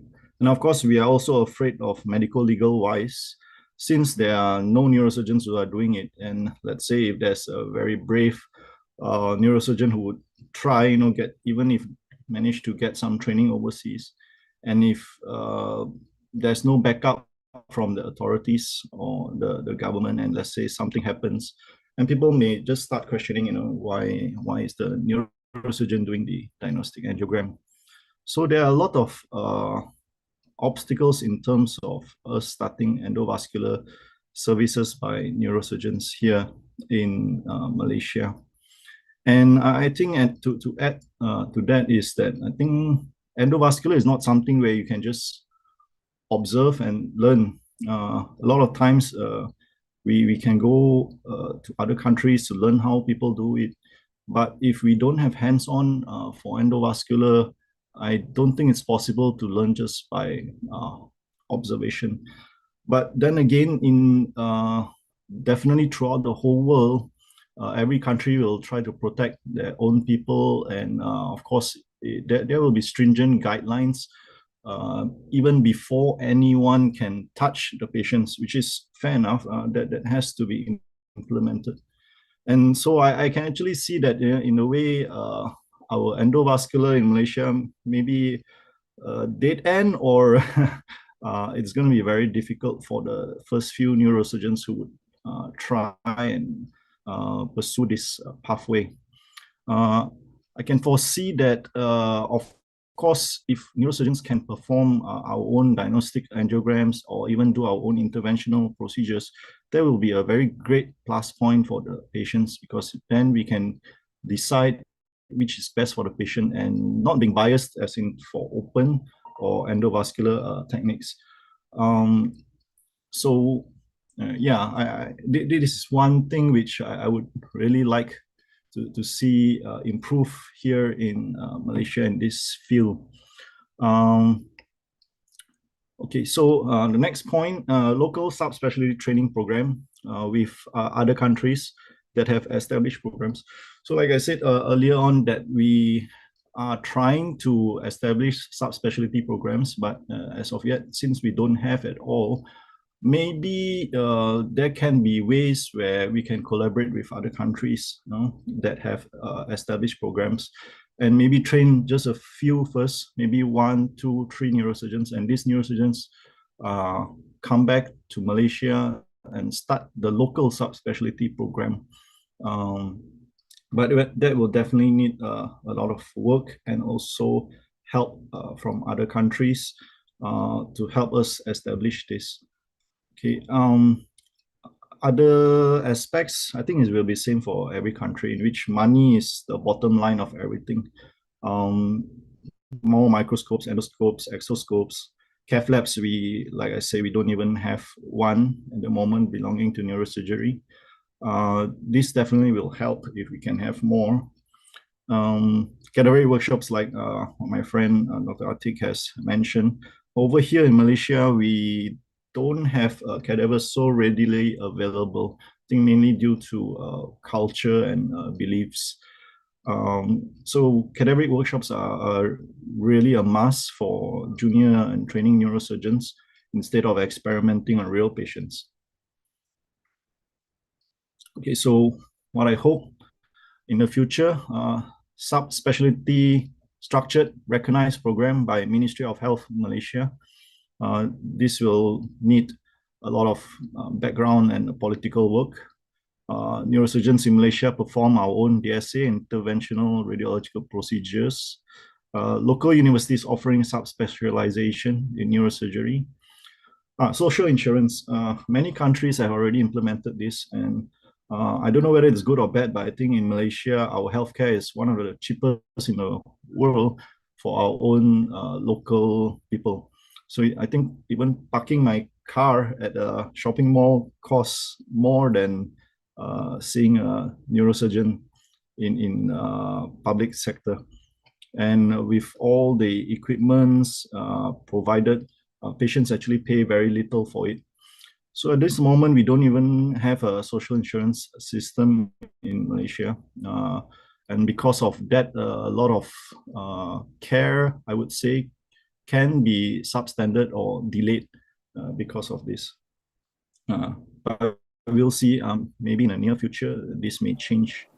And also with the social insurance, maybe there can be greater collaboration between private and public hospitals, because at least that way, it wouldn't be that only patients who are rich have very big pockets who can go to private. Maybe the mediocre income group will be able to afford private hospitals at the same time, and that would reduce the burden of public hospitals and also encourage collaboration between private and public. Okay, that's all from my side. Thank you very much for listening. Any questions?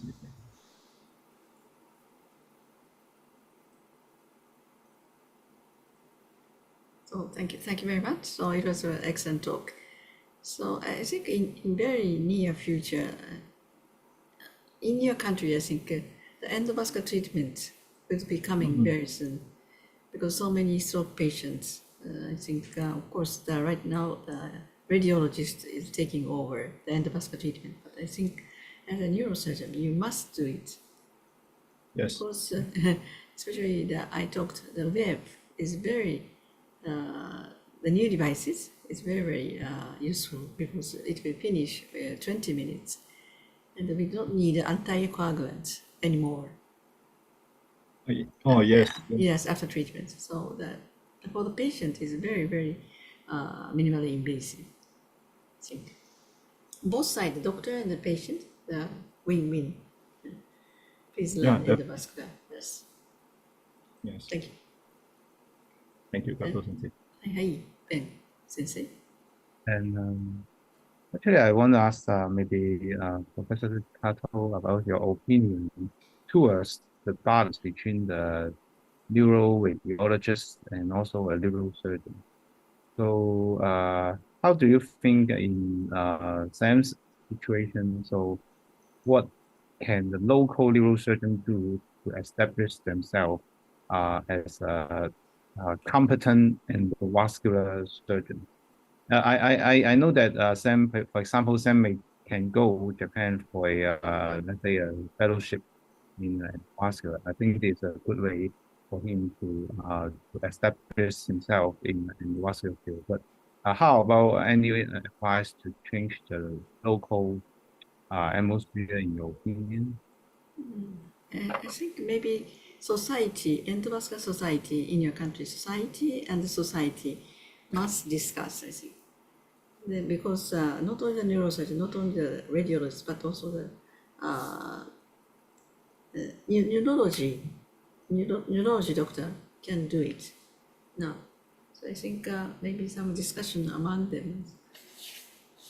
Yes, I think it's also one of the good ways to set up, for example, if you are to do the procedure, then maybe you can set up your own center and you consider, for example, a local interest group or if a society by the neurosurgeon, and I think they establish yourself in the country that neurosurgeon is capable of doing the endovascular treatment. So, Yes, I think so. Maybe as ACNS, maybe we can visit many countries with endovascular team. And of course, you can do the hands-on workshop of the endovascular. And also, the patient is very, very minimally invasive. Just 5 minutes after the treatment, they can walk. Maybe Yes. in 1 or 2 days, they can go back home. Sometimes day surgery, kind of, yes, because no more anticoagulants. And that means they can go back immediately after the treatment. It's amazing, maybe. I think Professor Kato is right. And for example, sometimes with the ACNS, if you want to establish that neurosurgeons can do endovascular treatment, for example, can invite Japanese doctor for foreign professors to go to your center, for example, to go for live surgery, and then to so that establish the image of the neurosurgeon who is capable of doing endovascular treatment, and then with more interaction between the overseas giants and with the local community, and then I think gradually you can make a difference in the development of that endovascular therapy. And you may take a lead into this by introducing, for example, the ACNS in local practice to consider. It's just my opinion. Maybe I think in your annual congress, Joe, maybe you can show them many people how the endovascular treatment is going well in several countries. Okay. Yeah, that's a good suggestion, Dr. Sensei. Actually, we all recognize and know that, just that it's a political effort and politics. Yes, yeah. I know. Yeah. we know that sometimes it's very difficult. Yes. It is difficulties are getting less and less in the open surgery, you see. Yeah. So maybe shall we move on to our Yeah, I think so. Phim? Phim is from Vietnam. So and he's going to share about his condition in Vietnam, and please go ahead.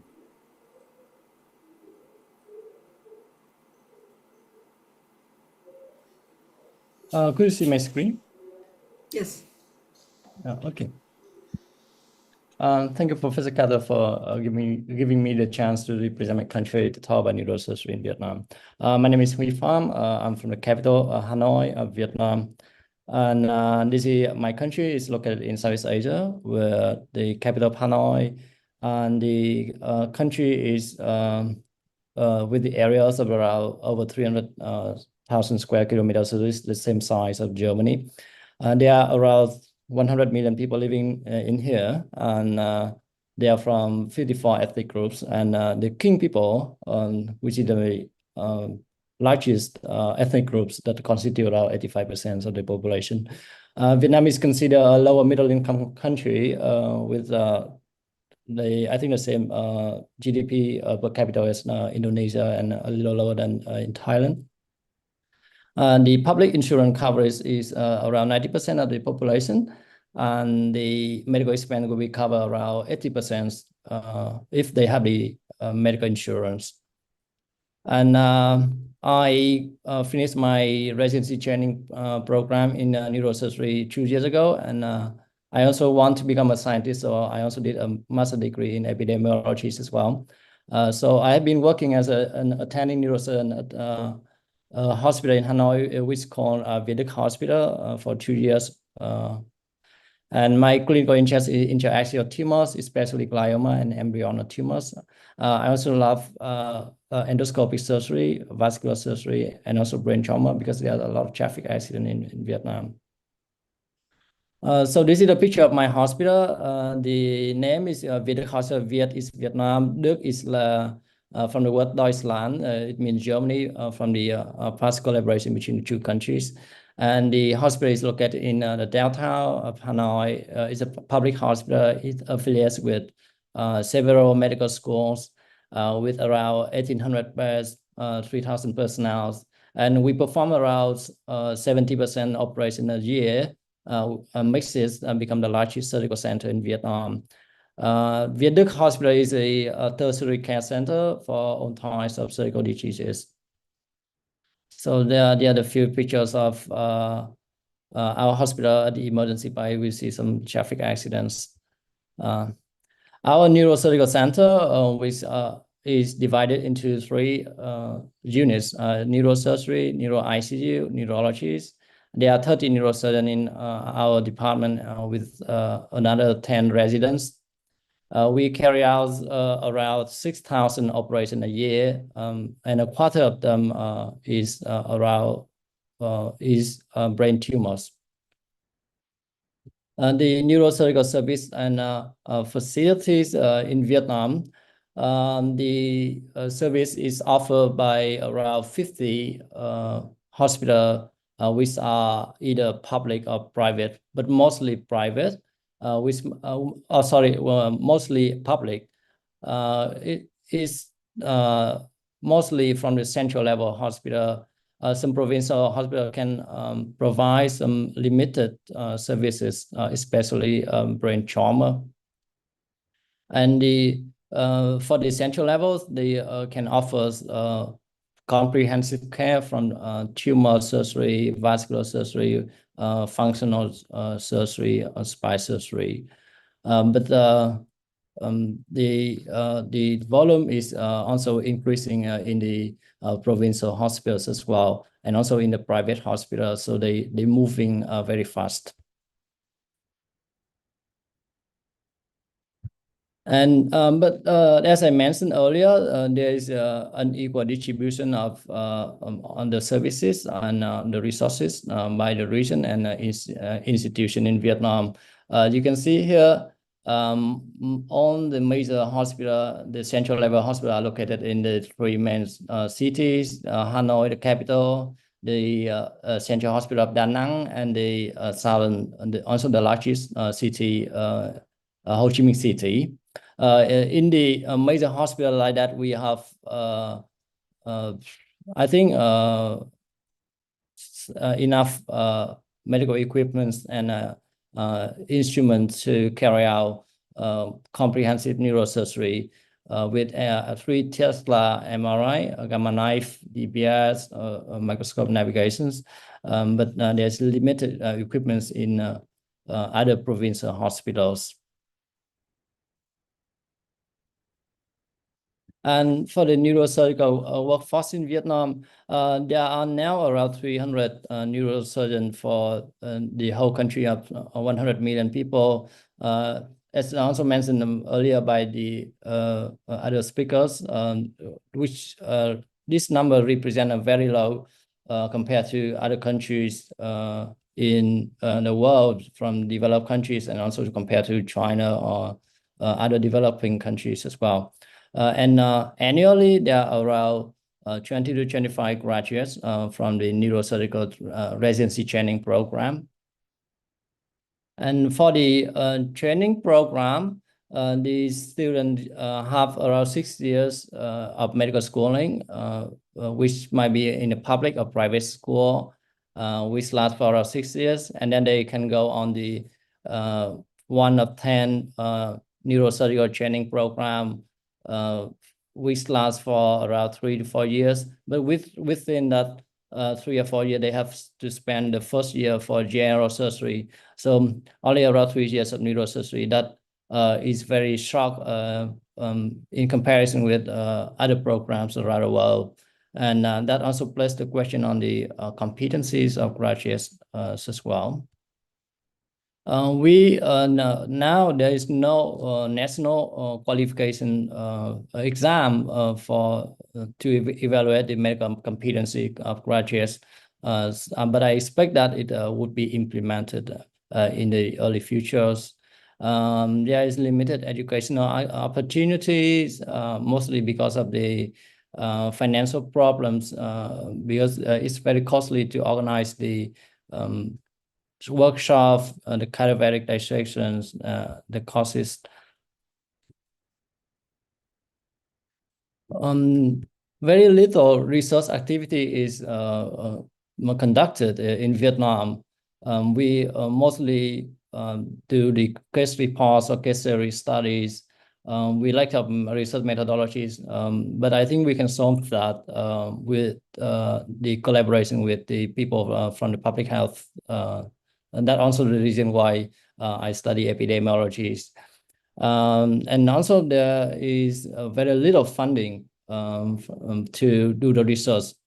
It's quite difficult to find grants from the government or even from the pharmaceutical companies to do the research. For the future improvements, I propose for the more acquirement of microsurgical endoscopical instrument, medical equipment for the hospitals in Vietnam. We also need more specialization, like other speaker has mentioned.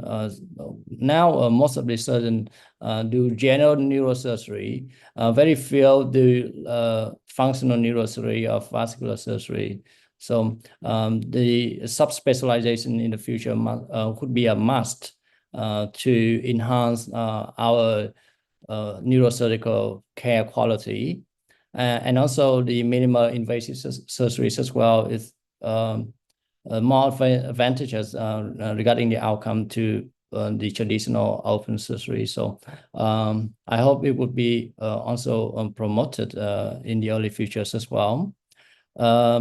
When I visited Japan, I have seen a lot of AI application and also telemedicine that would be also helpful to deliver neurosurgical care to the patients as well. For example, with some difficult cases, I expect to have some consultation with the experts in the other hospital within Vietnam or even in the other countries from distance. So that might be also very helpful. And of course, training for neurosurgery should be continuous, and we can organize seminars, workshops, and fellowship. More research activities also could be promoted, that we can do the collaboration in the different institutions across Southeast Asia and or even across the world as well. We are very grateful to the international collaborations with other organizations, especially ACNS. In here, you see the Professor Sunsuke Naka from Fujita and also Professor Takizawa.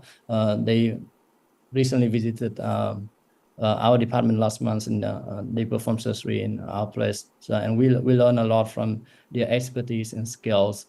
So all of these activities are quite useful for us to improve ourselves. Thank you for your attention.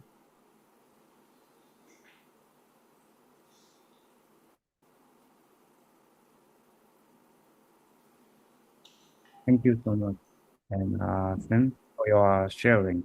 And any comments from Professor Kato? I think Vietnam, Viet Doc Hospital is the largest hospital. I think maybe one night or maybe more than 20 trauma cases they operated. I think we admire your service, I think. And you invited sometimes Shunsuke Nakai for AWIC surgery or Gaima surgery, and also Takizawa is vascular surgery. I think it's very, very important for you, I think. Please, you should continue Yeah. your attitude, I think. And also telemedicine is more important. Thank you very much. Great talk, thank you. Thank you. Thank you. Is there any other question? If not, maybe we due to time, and maybe we proceed to our last speakers. Mohira, you are on. Mohira? Yes, I'm here.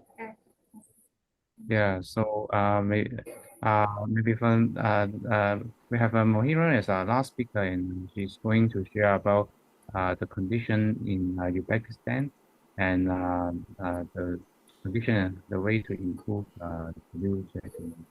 Thank you so much. Thank you. Is my screen? Yes, we can see. Before my presentation, I want to thank to Professor Sensei for giving me this opportunity again, and to all respected professors for inviting me. And I'm Mohira Jalalova from Uzbekistan. Uzbekistan is located in Central Asia, and Tashkent is capital of this Uzbekistan. And we have about 36.4 million population for this year. And I think you, and I'm sure that you've seen or you've heard about our remarkably historical cities such as Samarkand or Bukhara and others, which all tourists come for these cities. And I study at Tashkent Medical Academy. This is my university, and from September I will start my third year in a master's degree in neurosurgery. And all master's students practice in Republican Scientific Center of Neurosurgical Institute under Minister of Health of Uzbekistan. In this hospital, we have mainly 5 departments: cerebrovascular, spinal, neuro-oncology, skull-base, and pediatric. And our neurosurgeons also do endovascular surgeries and intraarterial chemotherapy of retinoblastomas with different chemotherapeutic drugs. And among the Uzbekistan, in other hospitals, nowadays they are doing the functional neurosurgery also, like DBS surgery. And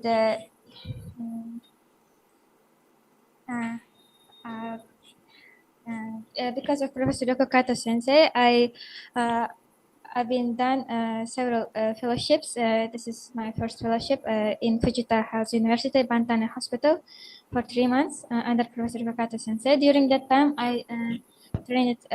I did bypass anastomosis for almost each day, and she checked and gave me advices.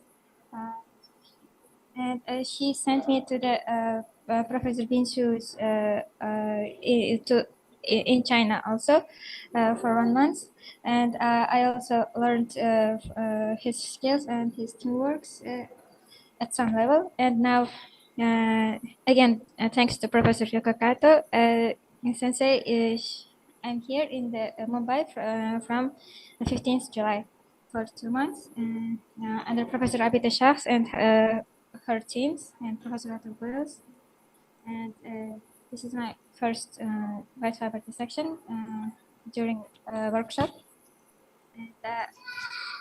And in our country, I want to say that about 320 neurosurgeons we have, and 5 neurosurgical residential training centers. And for our country, I think we need training labs or cadaver workshops or simulations or microscopes for training. I have to mention that we don't have any labs, but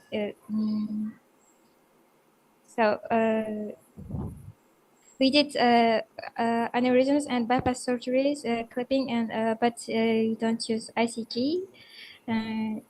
But maybe in future we will have it, and I cannot say so much as other speakers.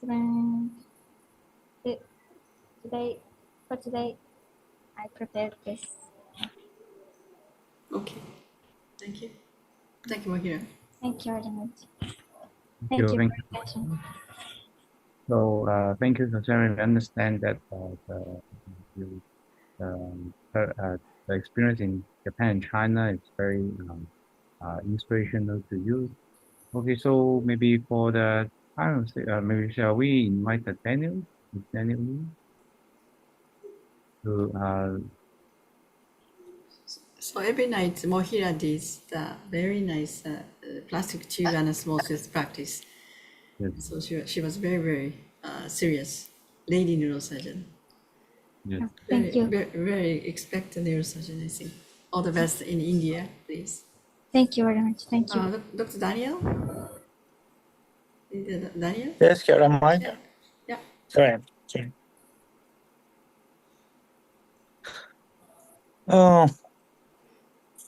So we'd like to talk about some situations in Ukrainian neurosurgery, right? Yeah. So unfortunately, I'm at Zoom from my smartphone, and I can't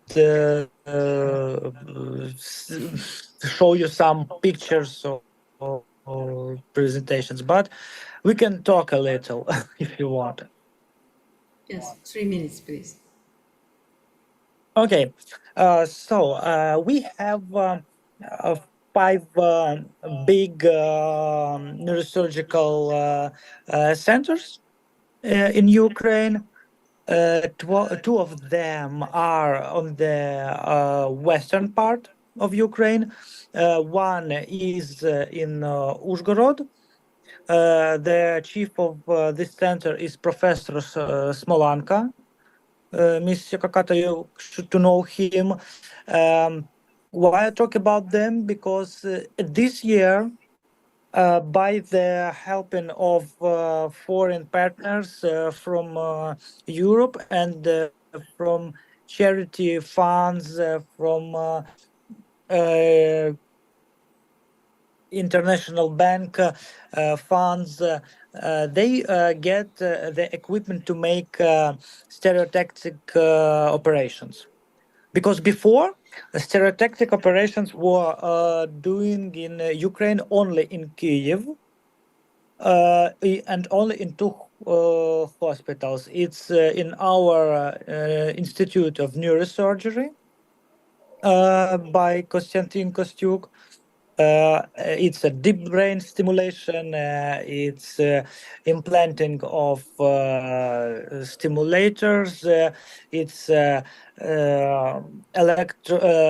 destruction of parts of basal ganglia to treat the epilepsy, tremors, and others.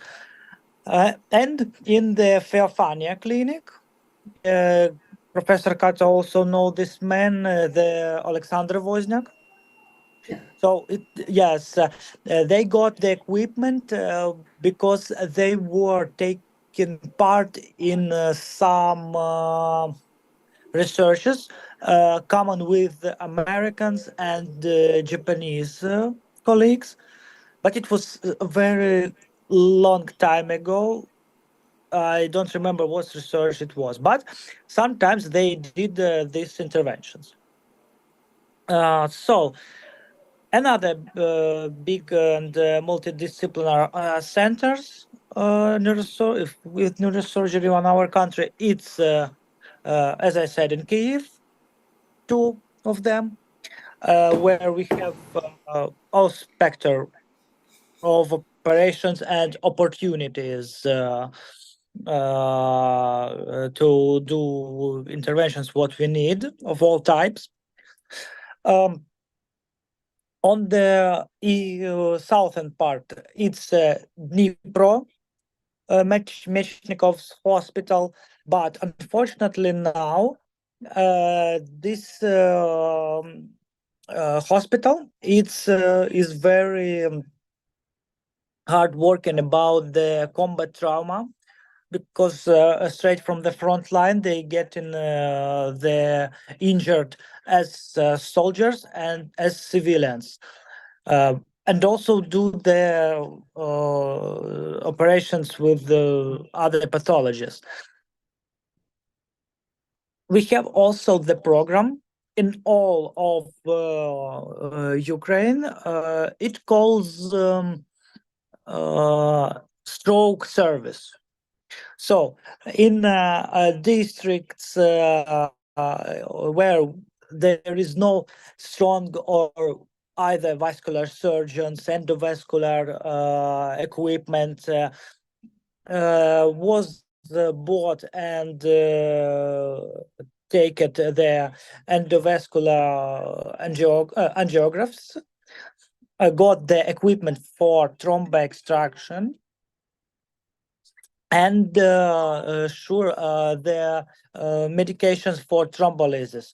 So why it's for what it's made, that to not lose the bright period of the ischemic stroke, and to get the immediately to begin immediately thrombolysis, and to make the thrombus extraction if we need it.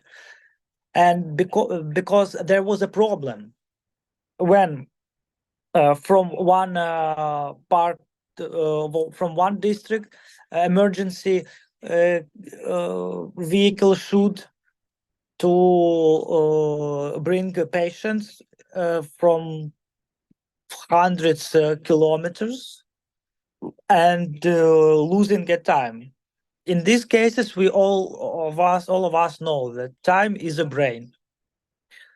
So the service was made to give the real help in this case, and the specific special way of it, it's when neurologists, simple neurologists, not neuroradiologists or neurosurgeons, simple neurologists, they taken the courses of thrombus extractions and thrombolysis, and they are a part of this, being the part of this service. So they have official permission to make thrombus extractions in emergency cases. this system working due 5 years, and on the last our conferences of the insult medicine, stroke medicine, we set the very nice statistic of outcomes. So of patients with ischemic strokes, and less decrease the number of the invalidization of patients, because of they had help in time. But it's but the main problems of all medicine in our country is the financing. So now we lots of hospitals are trying to get needed equipment more with better equipment to work with, due the charity funds, to the charity organizations, and to open new more opportunities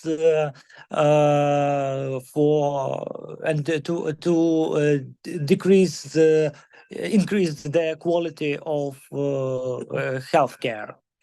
Especially for example, the last one was by program of emergency restoration due to JICA from Japan organization. It's getting the Mitaka microscope, MM51, in the Dnipro hospital, which I said, in the cerebral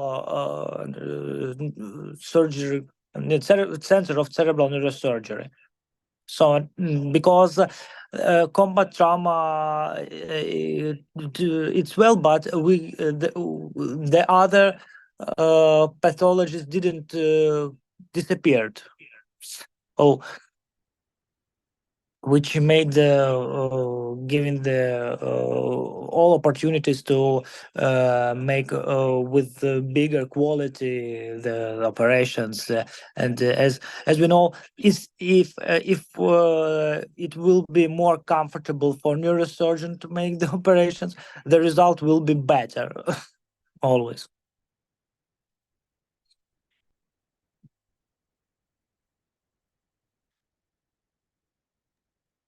I don't hear you.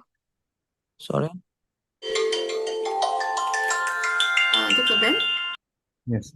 And so yeah, Daniel, we understand your situation. So I think what do you think is the future trend or any government policies that you think your government is going to issue to improve this situation? What do you think? Unfortunately, in our days, we have only very short-term decisions of our government of some programs, because the main part of problems they connected to the war results. So there is more attention given to opening rehabilitation centers, to take more programs for rehabilitation for disabled people due to the war, to the protesting in also as in Ukraine, also in the other countries. Most of improves besides inside the hospitals, it's made by local managers.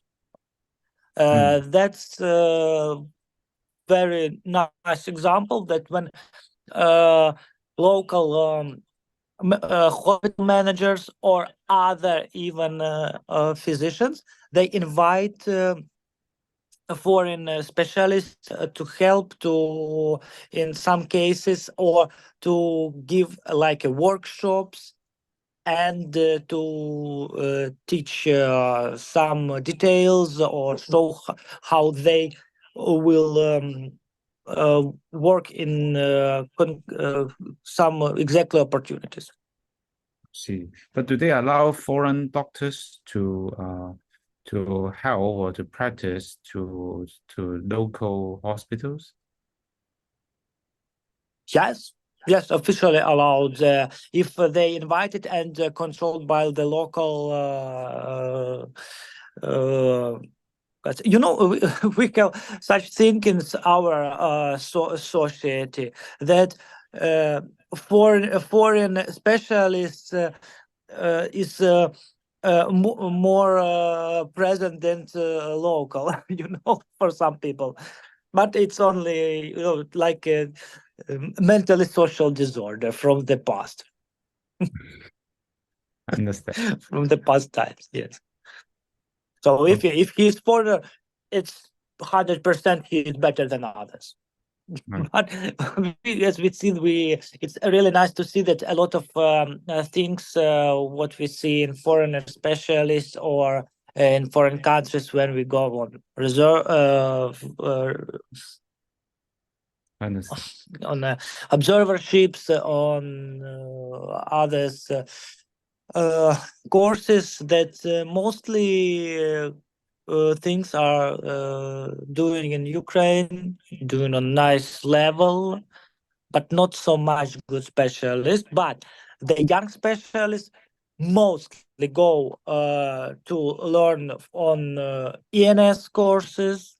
It's now between the young specialists, mostly will say to you that it's must have for young neurosurgeons. So go learn, look, and because we have problem with training courses inside of Ukraine, there is almost no of them. Understood. Some cadavers courses or workshops. We all need to go to take to it. We should go to in other countries. Understood. Any comments from Professor Kato? Please unmute yourself. No, yes.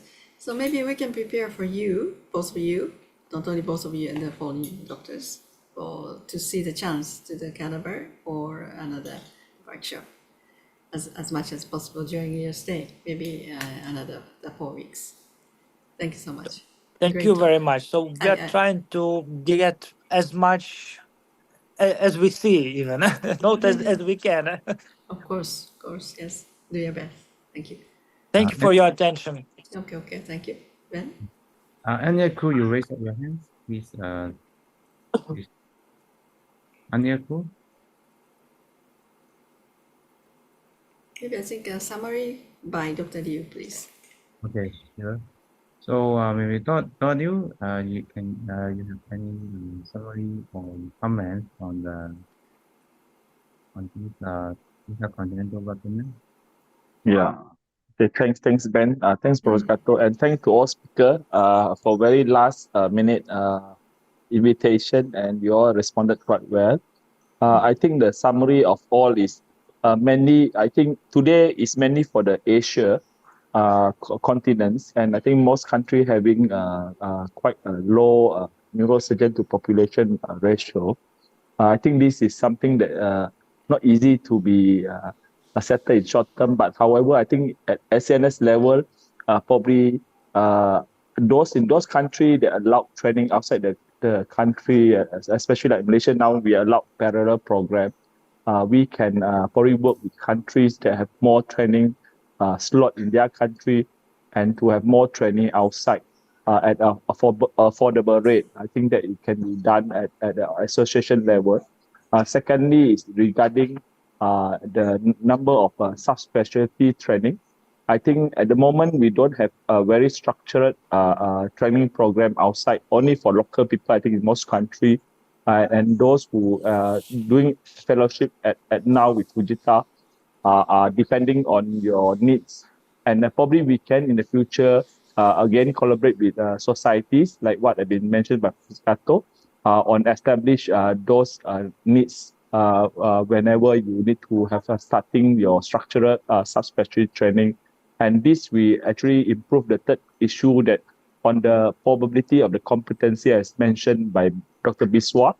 And with this, we can actually do some audit when we have a proper syllabus training for subspecialty training.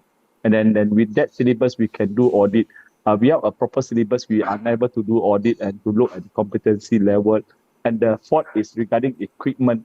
I think, again, to get equipment, if it's not sourced from the government, we need to source from the pharmaceutical company or big company like Medtronic and such forth. And I think the only way is to bring those companies to your country. And what Professor Kato has suggested, if you can organize some events where ACNS can be the host to bring those big companies, big professors who are associated with those companies to your country and look around. And probably with that, we have increased their interest to even put some fund or invest in your country with some equipment or giving some donation. I think that can be done. And hopefully those active members of Fujita alumni can now give us more input regarding future activity that's going to be held in your country. And we can always work with your local society, and we can try to bring some international companies to your countries, even some big companies from Japan who have a lot of innovation where the software almost always limited to Japan use. And probably they're willing to come up with an international version, especially like CFD, for example. No? I think Dr. Sam is looking for those software. And those, I think, we can work on.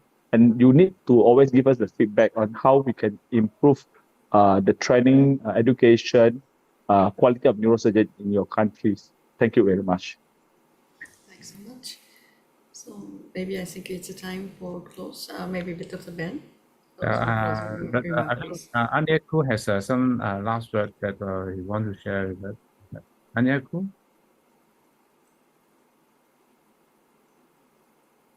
Anyaku, you unmute yourself.